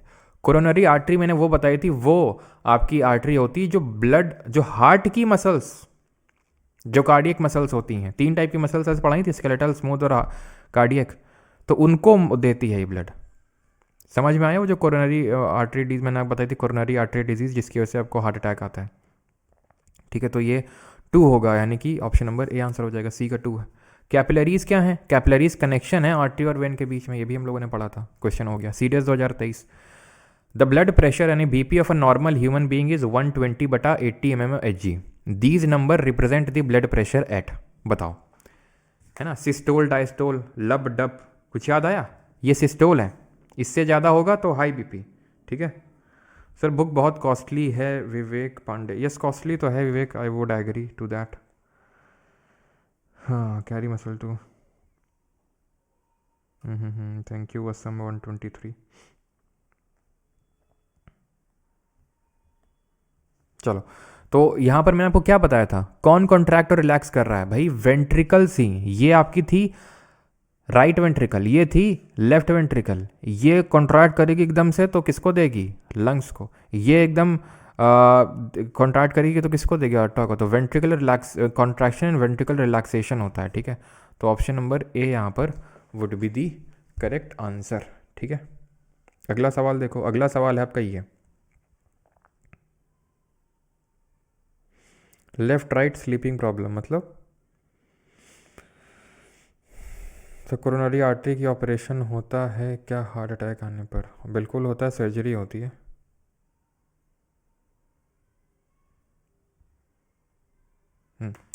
Pulse is felt due to the rhythmic contraction and relaxation of the, तो पल्स रिदमिक कॉन्ट्रैक्शन रिलैक्सेशन किसका, मैंने आपको बताया था, जो ऑर्टा और हमारी जो मेन आर्टरीज होती हैं, जो सबसे बड़ी आर्टरी होती हैं, जो मेन आर्टरी होती हैं, उनके रिदमिक कॉन्ट्रैक्शन रिलैक्सेशन को, उसको पल्स बोलते हैं, मैंने बताया था आपको।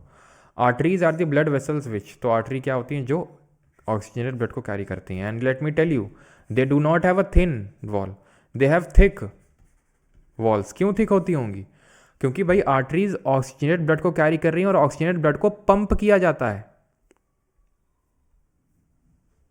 ऑक्सीजनेटेड ब्लड को पंप किया जाता है, पंप करते हैं तो ब्लड बहुत जोर का प्रेशर लगाता है, 120 mm of Hg, और जब इतना प्रेशर लगेगा तो फट ना जाए, इसलिए इसको थिक बनाया जाता है भगवान के द्वारा, है ना, थिक। और ये थिन होती हैं, पतली होती हैं, क्योंकि ये लेके आ रही हैं ब्लड को आराम से, थिन है ये। और वेंस में तो वॉल्व होते हैं इसीलिए, क्योंकि आराम से ब्लड आता है, तो इसलिए वॉल्व भी होते हैं, हर मतलब वॉल्व लगे होते हैं, ऐसे ऐसे करके वॉल्व लगे होते हैं उसमें, कि भैया अगर नीचे ना जाए, एक साइड ही जा पाए। लेकिन कई बार ऐसा होता है, अपने वेरिकोस वेंस की प्रॉब्लम सुनी होगी कुछ लोगों में, वो क्या होता है कि ना ब्लड इकट्ठा होने लगता है, खासकर पैरों में, ग्रेविटी की वजह से वो नीचे आने लगता है और इकट्ठा हो जाता है, मतलब जैसे यहाँ पर इकट्ठा हो गया, यहाँ पर इकट्ठा हो गया, तो वेरिकोस वेंस की प्रॉब्लम समस्या ला के खड़ा कर देता है। देखा होगा आपने, बड़ी नसें फूल जाती हैं उसमें, ठीक है, क्योंकि ग्रेविटी की वजह से ऊपर उठ ही नहीं पा रहा है उनका, ठीक है, मतलब उतना ज़्यादा पंप नहीं मिल पा रहा है। Which part of nephron of the human kidney is responsible for filtration of blood for excretion? Which part of nephron of the human kidney, तो आपका ये क्या होगा, responsible for filtration of blood. तो फिल्ट्रेशन के लिए जो बोमेंस कैप्सूल है, यूरेटर, तो वो ऐसे लंबी लंबी जो दो हैं वो लेके आ रही हैं कहाँ तक, यूरिनरी ब्लैडर तक, और इससे कनेक्टेड है यूरेथ्रा, ठीक है। रीनल वेन का कोई काम नहीं होता है, वो सिर्फ जो ब्लड से वेस्ट निकल चुका है उस ब्लड को लेके जाती है यहाँ से, ठीक है। आगे बढ़ते हैं, और ये हो गया CDS और EDS के क्वेश्चन ख़त्म। अब करेंगे इसके सवाल, यानी कि किसके, जो SSC ने पूछे हैं। Dash are the vessel which carry blood away from the heart to various organs of the body. Heart से डिफरेंट बॉडी पार्ट को ले जा रही हैं, यानी कि उनको ऑक्सीजनेटेड ब्लड की सप्लाई किए जा रही है, option number C. Dash are the vessels which carry carbon dioxide rich blood back to the heart. Deoxygenated blood को हार्ट में लेके आ रही हैं। Clear. Neuron basic unit of ये नर्वस सिस्टम। कैपिलरीज जहाँ आर्टरीज और वेन्स मिलती हैं, और आर्टरीज क्या हैं, जो ऑक्सीजनेट ब्लड को कैरी करती हैं from heart to different body parts. The blood platelets को किस नाम से जानते हैं? इराइथ्रोसाइट्स तो हम RBCs को बोलते हैं, रेड ब्लड सेल्स को, जिनके पास कोई न्यूक्लियस नहीं होता, 120 डेज का लाइफ स्पैन होता है। ल्यूकोसाइट्स हमारी WBCs हो जाएंगे, वाइट ब्लड सेल्स हो जाएंगे, जो डिफेंस मैकेनिज्म प्रोवाइड करती हैं, बैक्टीरिया को मारती हैं। थ्रोम्बोसाइट आंसर होगा। थ्रोम्बिन क्या होता है, एक प्लाज्मा में ही एक प्रोटीन होता है जो कि ब्लड के कोगुलेशन में ये भी हेल्प करता है, ब्लड के कोगुलेशन में ये भी हेल्प करता है, जैसे कि मैंने आपको बताया था, जैसे कि अपना फिब्रिनोजन करता है, ठीक है। Identify the pigment that gives blood its colour. तो कौन सा पिगमेंट होता है, सबको पता है, ज़ैंथोफिल तो येलो पिगमेंट देता है, जहाँ जहाँ आपको येलो, खासकर जो प्लास्टिड होते हैं ना पेड़ पौधे, उसमें जो येलो कलर होता है वो ज़ैंथोफिल से मिलता है। क्लोरोफिल से ग्रीन कलर मिलता है, हीमोग्लोबिन से रेड कलर मिलता है। Fifth, what is the pH of human blood. अच्छा, pH ह्यूमन ब्लड का यहाँ पे लिखना, नोट करना, और उसका भी नोट करना, जो ये हमारा यूरिन पास होता है ना, तो उसका pH कितना होता है, तो उसका pH लगभग 4.8 होता है, ठीक है। तो इसका जो pH होता है, जो pH वैल्यू होता है पावर ऑफ हाइड्रोजन, वो होता है आपका 4.8, ठीक है। और इसी तरह जो हमारा pH वैल्यू होता है किसका, ह्यूमन ब्लड का pH वैल्यू होता है स्लाइटली एल्कलाइन, इसको बोलते हैं स्लाइटली एल्कलाइन। क्या होता है स्लाइटली एल्कलाइन, स्लाइटली एसिडिक, अगला ही हमारा जो सब्जेक्ट होगा वो केमिस्ट्री ही होगा, तो वहाँ पर हम पढ़ेंगे उसके बारे में। Sixth, which of the following is essential to form haemoglobin in blood. तो हीमोग्लोबिन बनाने के लिए निम्नलिखित में से कौन सा आवश्यक है? फैट है, आयरन है, कैल्शियम है, फिर प्रोटीन है। हीमोग्लोबिन के लिए यार हमें आयरन की ज़रूरत होती है, ठीक है, और अगर वो कम हो जाता है उसकी मात्रा, तो अनीमिया वाली प्रॉब्लम हो जाती है।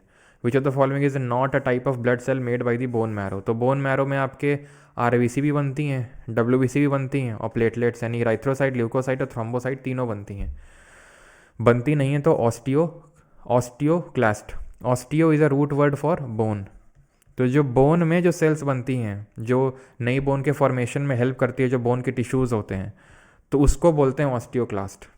Lymph is a light colour fluid made up of WBCs that attack harmful dash in the blood. तो लिम्फ किसको अटैक करती हैं? हार्मफुल प्रोटोजोआ को, फंगस को, वायरस को, या फिर बैक्टीरिया को। तो लिम्फ अटैक करती हैं बैक्टीरिया को। मैंने बताया था कि लिम्फ का वही काम होता है जो वाइट ब्लड सेल का मेनली काम होता है। सिर्फ वही काम नहीं होता, लेकिन it is one of the functions कि हार्मफुल बैक्टीरिया को मारे। बाकी जो एक्स्ट्रा न्यूट्रिएंट्स वगैरह हैं टिश्यूज से लेके, वो भी ये कलेक्ट करके लाता है कौन? लिम्फ, हमने देखा था। विच of the following is a large bean shaped lymphoid organ in the human body. Large bean shape का होता है, लिम्फॉइड ऑर्गन होता है हमारी ह्यूमन बॉडी में। थाइमस तो एक ग्लैंड होता है जो हमारे कहाँ प्रेजेंट होता है, कहाँ प्रेजेंट होता है ये थाइमस? भाई ये थायराइड तो नेक रीजन में होता है, उसके नीचे आप बढ़ेंगे लंग्स के बीच में, ठीक। स्प्लीन, वो अभी स्प्लीन के बारे में तो पढ़ रहे थे, ठीक है, कहाँ गया? अच्छा, यही क्वेश्चन तो पूछा है यार, स्प्लीन, ठीक है, स्प्लीन। और टॉन्सिल तो आपको पता है ये प्रॉब्लम यहाँ पे होते हैं हमारे, ये गले के साइड में ही। Which of the following about blood pressure correct है? तो ब्लड प्रेशर सिस्टोलिक और डायस्टोलिक पूछा, बड़ा आसान से हमें पता है। सिस्टोलिक कॉन्ट्रैक्शन जो वेंट्रिकुलर कंट्रैक्शन रिलैक्सेशन। 120 होता है आपका सिस्टोल, यानी कि जब कॉन्ट्रैक्ट करता है, और जब रिलैक्स करता है तो उसको डायस्टोल बोलते हैं। 80 mm of H G pressure होता है। Swollen bluish veins resulting from the walls that do not close properly are called as, जो प्रॉपरली क्लोज नहीं होती हैं, जो प्रॉपरली क्लोज नहीं होती हैं तो उनमें क्या होता है, उनमें भरने लगता है ब्लड, और उसको बोलते हैं प्रॉब्लम को वेरिकोस वेन्स। ठीक है, जो पैर में देखा होगा मोटी मोटी ऐसे धारियाँ सी बन जाती हैं, ऊपर से दिखने लगता है वेन्स वो। ठीक है। Fishes have dash chambers of heart, मछलियों में हृदय के कितने चैम्बर होते हैं ये पहले ही पढ़ चुके हैं एनिमल किंगडम वाले चैप्टर में। फिशेज हो गई, उनके 2 होते हैं। ठीक है। रेप्टाइल यानी कि जो सरीसर्प होते हैं उनके 3 होते हैं। 3 किसके और होते हैं, एम्फीबियन यानी उभयचर के होते हैं। कौन सा ऐसा रेप्टाइल होता है जिसके 3 हार्ट चैम्बर ना होकर 4 होते हैं, और 4 किसके होते हैं, मैमल्स के होते हैं। ठीक है। और एव्स के होते हैं, पक्षियों के। और ये दोनों कैसे होते हैं, ये वार्म ब्लडेड होते हैं। और रेप्टाइल और जो एम्फीबियन होते हैं ये कोल्ड ब्लडेड होते हैं। अगला क्वेश्चन है, based on the number of chambers in the heart select the odd one from the following. जितने हार्ट में चैम्बर होते हैं उसके बेसिस पे ऑड वन सेलेक्ट करिए। टर्टल एक रेप्टाइल बोलेंगे, 3 होता है। गिरगिट रेप्टाइल होता है, 3 बोलेंगे। यही वो एक्सेप्शन है जो रेप्टाइल होने के बावजूद भी 4 चैम्बर रखता है, क्योंकि ये मगरमच्छ है, मगरमच्छ के आंसू अपने स्टोर करने के लिए बेचारा एक एक्स्ट्रा चैम्बर रखता है। इस तरह से हम याद करते हैं। फ्रॉग ये एम्फीबियन है, यानी कि एक उभयचर है, तो इसके भी 3 होते हैं, है ना। और ये रेस्पिरेशन किसके थ्रू करता है, अपने स्किन के थ्रू भी करता है, लंग्स के थ्रू भी करता है। पानी में होगा तो स्किन के थ्रू, और लंग्स के थ्रू तब करेगा जब ज़मीन पे होगा। और इसका जो बच्चा होता है टोड, वो किसके थ्रू करता है, वो बताइए। तो आंसर क्या हो जाएगा, option number C, crocodile. In the case of reptile, their heart is not properly divided into 4 chambers. That is, it consists of 2 auricle और एक incompletely divided ventricle. Which of the following is an example of reptile having a 4-chambered heart? Reptile ने बोला कि 3 chamber होते हैं, लेकिन किसके पास 4 हैं, तो अभी पढ़ा है मगरमच्छ। A person with a very low count of RBC, बहुत लो काउंट हो गया। ठीक है, तो उसको मतलब क्या, कौन सी प्रॉब्लम होने के चांसेस रहेंगे, अनीमिया हो जाएगा उसको, जॉन्डिस, गोइटर या फिर स्कर्वी। देखो जॉन्डिस, इसको हम पीलिया रोग भी बोलते हैं, पीलिया आपने सुना होगा। अभी मैंने आपको बताया लीवर क्या करता है, बाइल के थ्रू बिलिरुबिन को निकाल देता है। इसका जो कलर होता है वो पीला होता है, और इसी की वजह से ही अभी मैंने बताया जो हमारा ये सॉलिड वेस्ट निकलता है बॉडी से वो येलो कलर का होता है। ठीक, अब अगर वो नहीं जा पाएगा, वो उसके थ्रू स्मॉल इंटेस्टाइन के ना जा पाया ढंग, और हमारी बॉडी की डिफरेंट सेल्स ने उसको स्टोर करने लग जाएंगी, तो हमारा जो फेस, आंखें, ये सब पीला होने लगता है पीलिया रोग में, जिसको जॉन्डिस बोलते हैं। तो एक्चुअल में वो पीलिया इसी वजह से होता है क्योंकि आपका बिलिरुबिन जो है वो इकट्ठा होने लग गया है। उतनी ज़्यादा डेंजरस तो सिचुएशन नहीं है, लेकिन हाँ कोई अच्छी चीज़ भी नहीं है। तो यहाँ पर वो ये चीज़ तो होगी नहीं, अनीमिया आंसर होगा। गोइटर आपको पता है कि आयोडीन का सेक्रेशन जब कम होने लगता है तो गोइटर घेंगा रेग हो जाता है, और ये एसोसिएटेड है आपके थायराइड ग्लैंड से। थायराइड ग्लैंड में हमें पता है कि थायरॉक्सिन हार्मोन को सेक्रीट किया जाता है, और वो जो थायरॉक्सिन हार्मोन होता है उसमें T3 और T4 सेल्स होती हैं। तो T4 सेल तभी सिंथेसाइज हो पाती हैं जब आयोडीन की मात्रा अच्छी हो। और थायराइड ग्लैंड से और कौन सी एक डिजीज़ एसोसिएटेड है, H से नाम उसका स्टार्ट होता है, जरा बताएंगे। और स्कर्वी की अगर बात करें तो ये जब हम विटामिन पढ़ेंगे तो हाँ देखेंगे विटामिन सी की डिफिशियंसी की वजह से होती है, और ये जो थायराइड ग्लैंड की वजह से होती है इसको बोलते हैं हाशीमोटो डिजीज़, हाशीमोटो डिजीज़। और थायरॉक्सिन हार्मोन किस में रिस्पॉन्सिबल होता है, हमारे बॉडी का जो ये क्या बोलते हैं उसको, मेटाबॉलिज्म होता है, उसको अच्छा रखने में। हाइपोथायरॉयडिज्म, अगर थायराइड की मात्रा कम हो गई तो। यस, ट्रीटमेंट I-131, यह सभी वो देखेंगे आगे पढ़ेंगे जब हम केमिस्ट्री में। तो आइसोटोप होता है आयोडीन का, I-131 बोलते हैं, और वो ठीक है। वंस मुझे पता है उसके बारे में, स्ट्राइक भेजते हैं उनको, लेकिन अब क्या करें। विच of the following is a cup shaped part of nephron. Cup shaped part क्या होता है, तो इसको क्या बोलते हैं, बोमेंस कैप्सूल। ग्लोमेरुलस क्या होता है, ग्लोमेरुलस एक गुच्छा वाला जो स्ट्रक्चर होता है, गुच्छे नुमा स्ट्रक्चर, इसको ग्लोमेरुलस बोलते हैं। अ हेल्दी इंडिविजुअल हैज़ 12 से 16 gram of haemoglobin in every how ml of what ml of blood. तो 12 से 16 ग्राम हीमोग्लोबिन होता है, रफली आप मान के चलो जो 100 ml होता है हमारा ब्लड का उसमें। Which of the following blood group is called as universal receiver, जो किसी से भी ले सकता है, तो ये होता है AB पॉजिटिव। O नेगेटिव होता है यूनिवर्सल डोनर, ऐसे याद कर लो, डोनर, दो O हैं इसमें, तो O negative. Sino atrial node is located in, तो सिनो आर्ट्रियल नोड कहाँ पर लोकेटेड है, देख रहे हो। फंक्शन क्या तेल लेना, फंक्शन से इसका कोई मतलब ही नहीं, सिंपल सा क्वेश्चन पूछ रहा है कि लोकेटेड कहाँ पर, सिर्फ यही बता दो। तो हार्ट में लोकेटेड है, हमने फंक्शन ही पढ़ा था, और एक्चुअल में लोकेशन क्या है वो भी हमने पढ़ा था कि जो राइट और हाँ राइट ऑट्रियम में होता है ये, ठीक है। और इसका फंक्शन क्या होता है, इलेक्ट्रिकल इम्पल्सेस सेंड करना, जो पेस मेकर का काम होता है, ठीक है। जिन लोगों का सिनोट्रियल नोड बिगड़ जाता है, हार्ट कार्डियक अरेस्ट का प्रॉब्लम होता है, तो फिर उन लोगों को पेस मेकर चढ़ाया जाता है। Which part of the body is responsible for the RBCs, for the RBCs मतलब for the making of RBCs. RBCs बनती कहाँ है, lungs, heart, brain, bone marrow में बनती है। Option number D. 21 how do humans acclimatise at high altitude where atmospheric pressure is low for normal breathing. तो जब लोग ऊपर जाते हैं तो तुम्हें पता है कि एटमॉस्फेयर पतला हो जाता है, थिन हो जाता है, ब्रीदिंग में होने में लगती है प्रॉब्लम। उस प्रॉब्लम को हम बोलते हैं, जरा बताओ, जहाँ पर ऑक्सीजन डेफिशिएंसी हो जाती है उस प्रॉब्लम को क्या बोलते हैं, बताए थे शायद, उसको बोलते हैं एनॉक्सिया। हाइपॉक्सिया अलग होता है, जब पानी में ऑक्सीजन की मात्रा घटने लगती है तो उसको हाइपॉक्सिया बोलते हैं। ऑक्सीजन की मात्रा हमारी बॉडी में घटने लगी तो उसको एनॉक्सिया बोलते हैं। बाई डिक्रीजिंग आरबीसी नहीं भैया, आरबीसी तो ज़्यादा चाहिए। खुद ही सोचो, ऑक्सीजन पहले से कम है, तुम आरबीसी भी कम किए दे रहे हो तो दिक्कत नहीं हो जाएगी, क्योंकि आरबीसी तो O2 को पकड़ पकड़ के ले जाता है, उठा उठा के। आरबीसी का नंबर इंक्रीज करना है, डब्ल्यूबीसी का नहीं। हाइबरनेट ले लो, हाइबरनेट, घुस जाओ जाके कहीं पे, तो घुस जाओगे तो क्या ऑक्सीजन की कमी से बच जाओगे।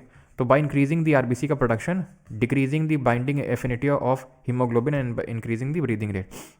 बार बार बार बार बार बार आपको तुरंत जो है ब्रीदिंग रेट को इंक्रीज करना होता है। The blood vessels that carry blood from the heart to the various part, तो हार्ट से वेरियस पार्ट में आपको जा रहा है, आपको पता है कैसा होगा, ऑक्सीजनेटेड होगा, एक्सेप्ट कि अगर वो पल्मोनरी आर्टरी है तो। पल्मोनरी आर्टरी के केस में वो डी ऑक्सीजनेटेड हो जाता है, लेकिन जाता तो फिर भी हार्ट से लंग्स की तरफ ही है, ठीक है। अच्छा, सेप्टम क्या होता है, तो यहाँ पर तुम देखोगे हार्ट में ये जो दो पार्ट होते हैं, ये लेफ्ट और राइट वाला पार्ट, इनको सेपरेट करने का काम होता है ये होता है सेप्टम, ठीक है। इनको जो अलग कर रहा है लेफ्ट और राइट वाले पार्ट को। चलो अभी आगे बढ़ चल लेते हैं, कितने क्वेश्चन इसमें, रुको, 4-5 क्वेश्चन, और इतने तो आप होमवर्क में कर ही सकते हो, ठीक है। एक क्वेश्चन और कर लो। Blood clot is formed because of the present of certain cells, तो ब्लड क्लॉट किसकी वजह से बनता है, तो ब्लड क्लॉट बनता है प्लेटलेट की वजह से। प्लेटलेट को क्या बोलते हैं, थ्रोम्बोसाइट्स, ठीक है। थ्रोम्बोसाइट ना होकर यहाँ पे सीधा प्लेटलेट ही लिखा हुआ है। चलो भाई, तो आप ये क्वेश्चन अब कर सकते हैं, ठीक है। अब एक्सीटरी सिस्टम के क्वेश्चन करेंगे उत्सर्जी तंत्र के। एमटीएस इसी बार एमटीएस पेपर में पूछा गया है, जो अभी जिसकी आंसर की अभी आई है हफ्ते भर पहले। What is the primary function of excretory system in mammals, simple, ये किसका फंक्शन होता है, लंग्स का मेनली होता है।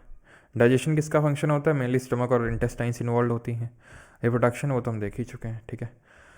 Metabolic activities that generate nitrogenous waste material in human beings are removed by, तो जो नाइट्रोजनस वेस्ट बनता है ना, तो ये किसके थ्रू निकलता है, एक्सक्रीटरी सिस्टम के थ्रू। ऑप्शन नंबर बी सही आंसर होगा। Harmful metabolic waste from our body are removed by the biological process called as, तो जो हार्मफुल मेटाबॉलिक वेस्ट हमारी बॉडी से निकलते हैं तो वो कौन से बायोलॉजिकल प्रोसेस से, देख रहे हो कितना बेसिक सा क्वेश्चन है, आरआरबी का क्वेश्चन था ये, सीजीएल 2024 इसी बार के सीजीएल का क्वेश्चन है कि filtration of waste product in human happens in kidney, there is a large number of filtration unit present inside the kidney to help them in doing the job. Filtration unit को क्या बोलते हैं, जब millions के number में present होती हैं, sir nephron ही तो बोलते हैं। एल्वेलाई तो लंग्स से प्रेजेंट होती हैं।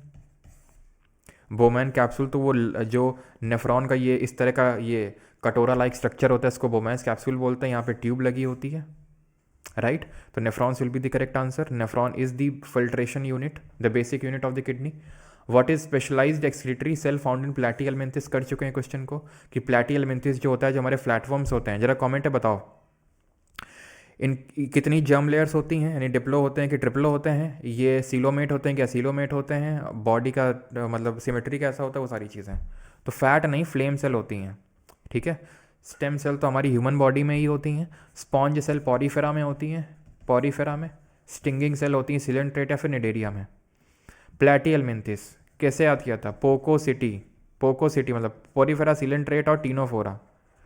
पोकोसिटी में प्लेटें तोड़े जा रहे हैं, फिर PC² PA³ MES याद आया कुछ, तो ये प्लैटिहेल्मिन्थस है। ये कैसा होगा, ये ट्रिप्लोब्लास्टिक होगा, तीनों जर्नल लेयर होंगी एक्टो एंडो के अलावा, मीजो भी होगी इसमें बीच वाली। ये आपका असीलोमेट होगा, सीलोम नहीं होगा इसमें। इसकी सिमेट्री की अगर बात करेंगे तो ये आपका बाइलेटरल सिमेट्री रखेगा, इसमें कोई सिमेट्री नहीं होती है। इन दोनों में रेडियल होती है, एचिनोडर्मेटा में रेडियल होती है, और बाकी सब में बाइलेटरल सिमेट्री होती है। ठीक।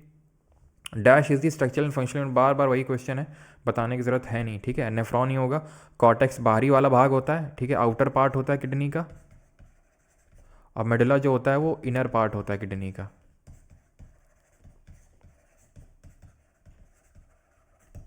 यूरेटर क्या होते हैं, जैसे किडनी से ये दो यूरेटर लगे होते हैं, फिर ये कहाँ जाता है, ये यहाँ जाता है यूरिनरी ब्लैडर में। जब भर जाता है तो ब्लड ब्रेन बोलता है हमारा कि बेटा निकालो जाओ इसको, ठीक है, छोटी उंगली दिखाओ और इसको जाके निकालो। Which of the following chemical is responsible for the yellow colour in urine, urine में yellow colour, bilirubin, urobilin, albumin, creatinine. तो क्रेटिनिन तो भाई ये जमा होने लगता है, क्रेटिनिन तो एक प्रॉब्लम होता है ये, ठीक है, आपकी किडनी में जमा होने लगता है। ठीक है, क्रेटिनिन जो होता है ये जमा होने मतलब होने लगता है, तो ये इट इज़ नॉट गुड। ठीक है, इसमें आपका ये मतलब प्रोटीन जो लोग ज़्यादा खाते हैं उनके साथ प्रॉब्लम होती है। यहाँ पर जो सही आंसर होगा it would be urobilin. Bilirubin तो मैंने बताया था जो सॉलिड वेस्ट निकलता है उसके येलो कलर के लिए रेस्पॉन्सिबल होता है। ठीक है, मैंने क्या बताया था, यूरोक्रोम बताया था ना, वही सेम चीज़ ही होती है, चाहे यूरोक्रोम बोलो चाहे यूरोबिलिन बोलो, बस यू से अगर नाम शुरू है तो ऐसे याद करो, may you go to toilet, तो टॉयलेट में जा रहे हो तो येलो कलर उस टॉयलेट का यूरोबिलिन की वजह से, और बिलिरुबिन आपका सॉलिड वेस्ट है। Identify a muscle responsible for exit of waste material from the body, कौन सी मसल होती है जो वेस्ट निकालती है। ठीक है, तो इसको भी हम डाइजेशन में कर चुके हैं, स्फिंक्टर मसल होती है। ठीक है, कितने क्वेश्चन बाकी हैं यार, और तो 4-5 हैं, 2-3 और कर लेते हैं। ठीक है, which of these is excretory organ of the human body, तो हार्ट है, हार्ट तो पंपिंग ऑर्गन है, स्किन, ब्रेन, मसल्स, तो स्किन हो जाएगा। ब्रेन तो कुछ एक्सक्रीशन नहीं करता है, मसल भी नहीं करती, हार्ट भी नहीं करता, स्किन मैंने बताया था। कुछ लोग खाना नहीं खिलाते भाई, अरमान आलम, अच्छा। Identify the organ which is located on both the side of human body, दोनों साइड में। स्प्लीन तो ये लिम्फॉइड ऑर्गन है, ये दो नहीं होते हैं। लिवर भी एक ही होता है। ठीक है, किडनी दो होती हैं, तो अगर आपकी एक नहीं भी हुई तो एक से काम चल जाएगा, और दोनों अगर नहीं तो किसी से ले भी सकते हैं, लेकिन एक से काम बिल्कुल चल सकता है, सच कोई दिक्कत नहीं होती है। हाँ, लोड वोड आपको नहीं उठाना होता ज़्यादा, बहुत ज़्यादा। ठीक है, स्वेटिंग जो आप करते हैं ये क्या है, नेचर का तरीका, किस चीज़ का तरीका है, तो स्वेटिंग और perspiration is a nature's way of, तो नेचर का तरीका है कि जो भी harmful insect through the bad odour of sweat, releasing excess water from the, lowering the internal temperature, releasing the excess salt from the body, किस चीज़ का है, releasing excess salt from the body, warding off harmful insect, भाई insect तो निकलते नहीं है। ठीक है, इंसेक्ट थोड़ी ना बैड और उसके थ्रू निकल जाएंगे। Releasing excess water from the body, lowering the internal temperature of the body, तो रिलीज सर एक्ट्स वाला क्लास कब होगा पॉलिटी का, भाई करवा देंगे, मुझे पता है वो डिलेट चल रहा है, मैं करवा दूंगा उसको यार। ठीक है, क्या 9, क्या दिक्कत है भाई 9 में, क्या दिक्कत क्या है इसमें।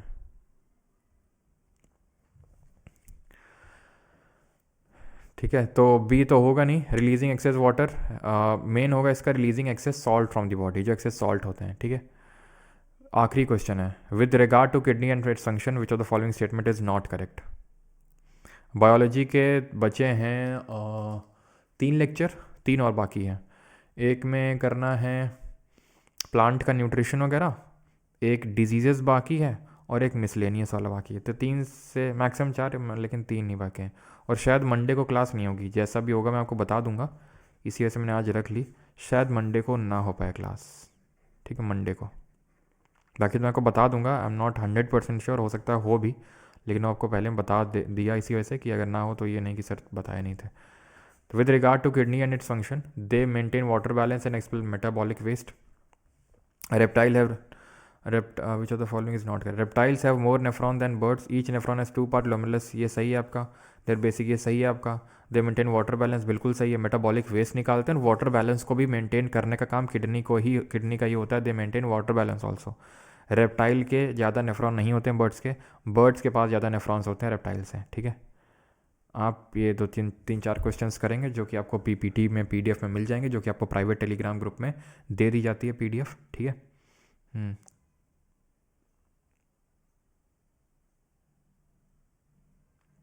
सर भगवान किस यूनिवर्सिटी में पढ़ाई किए थे? हाँ हाँ हाँ, वाह, हंसी हो भाई सभी लोग।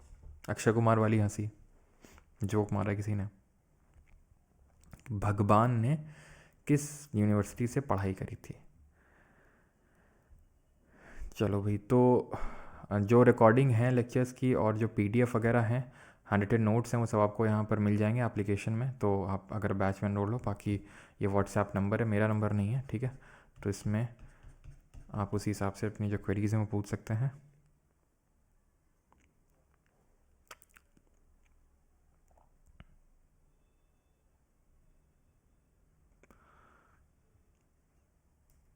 क्वेश्चन 8 को एक बार और बता दीजिए। आइडेंटिफाई अ मसल सेल, ये एक्चुअल में मैंने पिछले लेक्चर, मुझे पता है आपको ये नहीं समझ में आएगा, स्फिंक्टर है ना, क्योंकि आपने पिछला लेक्चर नहीं लिया था। पिछले लेक्चर मैंने बताया था कि स्फिंक्टर मसल्स होती हैं जो हमारे बॉडी के जो खाना होता है उसको स्टमक से इंटेस्टाइन्स की तरफ लाती हैं, यही अलाउ करती हैं, ठीक है?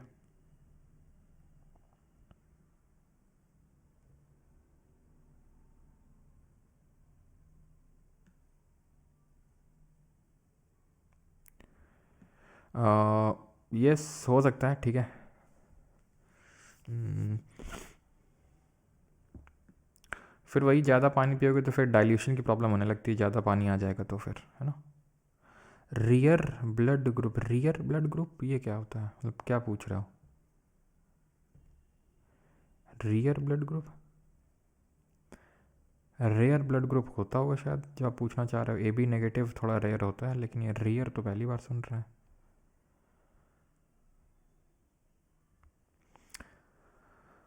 हाँ यस, अलका मौर्य, कोई भी चीज़ एक्सेस में होगी, कोई भी चीज़ डेफिशिएंट होगी तो हाइपो और हाइपर की प्रॉब्लम होगी। हाइपो है तो कम, हाइपर है तो ज़्यादा। सर चैनल कब आएगा? पता नहीं यार कब आएगा, रात भर वही इंतज़ार था कि मेल आएगा आएगा आएगा आएगा, लेकिन आया नहीं अभी तक तो यार, कोई मेल नहीं आया। मेल आया था रात में 10:30 बजे कुछ, वो पता है क्या आया था? वो आया था एसएससी वाले चैनल के लिए कि ये था यूट्यूब रिमूव्ड योर कंटेंट, नहीं होगा तो मैं शेयर करूँगा। ये आया था 10:30 बजे आई थिंक, हाँ। तो यूट्यूब रिमूव्ड योर कंटेंट, और वो वही वाला वीडियो जो मैंने कल आपको दिखाया था फ़ोटो में। तो मुझे तो लगा फिर इसमें भी स्ट्राइक आ गई, मतलब ये भी बंद हो गया, लेकिन फॉर्चुनेटली उन्होंने लिख रखा था मेल पे कि don't be worried, this is not a strike. मतलब मुझे तो लगता है यूट्यूब भाई कितना गधा है, कितना गधा है भाई यूट्यूब। भाई तुम ये भी अगर ट्रैक नहीं कर पा रहे हो कि इस बंदे ने खुद अपने सिस्टम से ये लाइव को स्टार्ट किया या फिर किसी ने हैक करके स्टार्ट किया है, तो काहे बात का यूट्यूब, मतलब सिस्टम तो तुम्हारे हाथ में ना। मतलब मुझे वही लगा जब मैंने यूट्यूब से कल अपील किया तो बोलता है हम आपका चैनल वापस नहीं दे सकते हैं, ठीक है? मतलब मैं जो, मुझे तो मैं एकदम श्योर था, मुझे लगा तो यूट्यूब का सिस्टम है तो पता ही लग जाएगा कि भाई ये कहीं और से हैकर्स ने वो किया है। लेकिन वो तो अलग ही है, बोलते हैं हमने रिव्यू कर लिया है चैनल को और हमने पाया है कि आपने हमारी कम्युनिटी गाइडलाइंस को वॉलेट किया है। इतनी गुस्सा लगी ना उस समय, हमने कहा क्या घंटा तुमने वो किया है। सारे वीडियोस पढ़ाई के डले हुए हैं, अगर कोई एक बार भी देख ले तो उसको समझ में आ जाएगा कि ये डिफरेंट टाइप का कंटेंट और कहीं और से लॉगिन हुआ है, लेकिन पता नहीं। अगर हार्ट का काम ब्लड को पंप करना होता तो प्यार कौन करता है? बेटा ड्यूट्रिनो, दिमाग मत ख़राब करो आज, है ना? आज मैं सब क्वेश्चन का आंसर करने के मूड में नहीं है। तो प्राइवेट टेलीग्राम ग्रुप का नाम क्या है? भाई नाम से आप वंदना जी ज्वाइन नहीं करोगे, जो लोग बैच में हैं तो सिर्फ वही ज्वाइन कर सकते हैं। नाम बता भी दूंगा तो भी आप ज्वाइन नहीं कर पाओगे, बिकॉज वो लिंक के थ्रू ही ज्वाइन होता है जो कि आपको यहाँ पर बैच के अंदर मिलेगा, ठीक है? थैंक यू, धन्यवाद। स्फिंक्टर मसल्स आपकी इनवॉलेंट्री होती हैं, आपके कंट्रोल में नहीं होती हैं। आपके कंट्रोल करते हो क्या शशांक कि भाई स्फिंक्टर मसल जाओ जाओ जाओ खाना जाओ, ऐसा तो होता नहीं है, अपने आप ही चला जाता है ना वो, तो इनवॉलेंट्री है वो। और खुद ही आप सोचो यार, वो स्मूथ मसल सेल्स होंगी। मैंने बताया था ना जो हमारा गैस्ट्रो इंटेस्टाइनल ट्रैक्ट होता है, इंटेस्टाइन और ये सब, यहाँ पर स्मूथ मसल सेल्स होती हैं, तो वहाँ से अपने आप जाता है। ऐप में जो क्विज़ में जो कॉलम 1 कॉलम 2 में शो नहीं होता है। अमित ठीक है, यदुवंशी आई थिंक पहले ही प्रॉब्लम आई थी ये। सर मैं क्रिटिनिन लेता हूँ, उसकी वजह से क्रिटिनाइन तो नहीं होगा? अंकुर प्रजापति होगा तो नहीं, बस पानी ज़्यादा पीते रहा करिए। मतलब क्रिटिनिन लेते हैं, मतलब आई थिंक आप जिम जाते होंगे तो वर्कआउट में एफिशिएंसी बढ़ाने के लिए जिम जाने से पहले लेते होंगे, तो दिक्कत नहीं उससे, बस पानी एक्सेस मात्रा में थोड़ा पीते रहेंगे, ज़्यादा सही रहेगा, तो वो किडनी के थ्रू निकलता रहेगा। ठीक है, पानी सभी को एडवाइस किया जाता है, कि ठीक ठाक मात्रा में पीते रहें, नहीं तो फिर वही कैल्शियम ऑक्सलेट की प्रॉब्लम होती है ना। यस, डिफ्यूजन पे वर्क करता है भाई। यहाँ पर भी जो हमारा रीअब्जॉर्प्शन हो रहा था, तो ये भी काइंड ऑफ डिफ्यूजन के थ्रू ही तो वर्क कर रहा है। ये आपकी जो लूप ऑफ हेनले है, जो ये पूरी डक्ट है, तो और इसके अराउंड ये जो कनेक्टेड हैं ये, ठीक है, जहाँ पर फिर से रीअब्जॉर्प्शन हो रहा है न्यूट्रिएंट्स का, तो यहाँ पर भी डिफ्यूजन ही हो रहा है। वैसे ही डायलिसिस में भी होता है। सर डॉक्टर ने मेरा गॉल ब्लैडर रिमूव कर दिया था, will it cause any effect on my liver in future? ये तो भाई हेमाराना जी आपको डॉक्टर ने बताया होगा, तो मेरे हिसाब से तो उतना प्रॉब्लम नहीं होता है, लेकिन डॉक्टर ज़्यादा बता सकते हैं कि प्रॉब्लम होगा नहीं होगा। एसएससी स्कैम हुआ है नहीं हुआ पता नहीं, हम देखते हैं एसएससी स्कैम, क्योंकि हाँ कुछ रोल नंबर्स मतलब बारी बारी से थे कि भाई लगातार 5 जो स्टूडेंट हैं उनका सिलेक्शन हो गया है, तो मतलब थोड़ा रेयर होता है, और कट ऑफ बहुत हाई गई है, थोड़ा वो भी होता है, देखते हैं।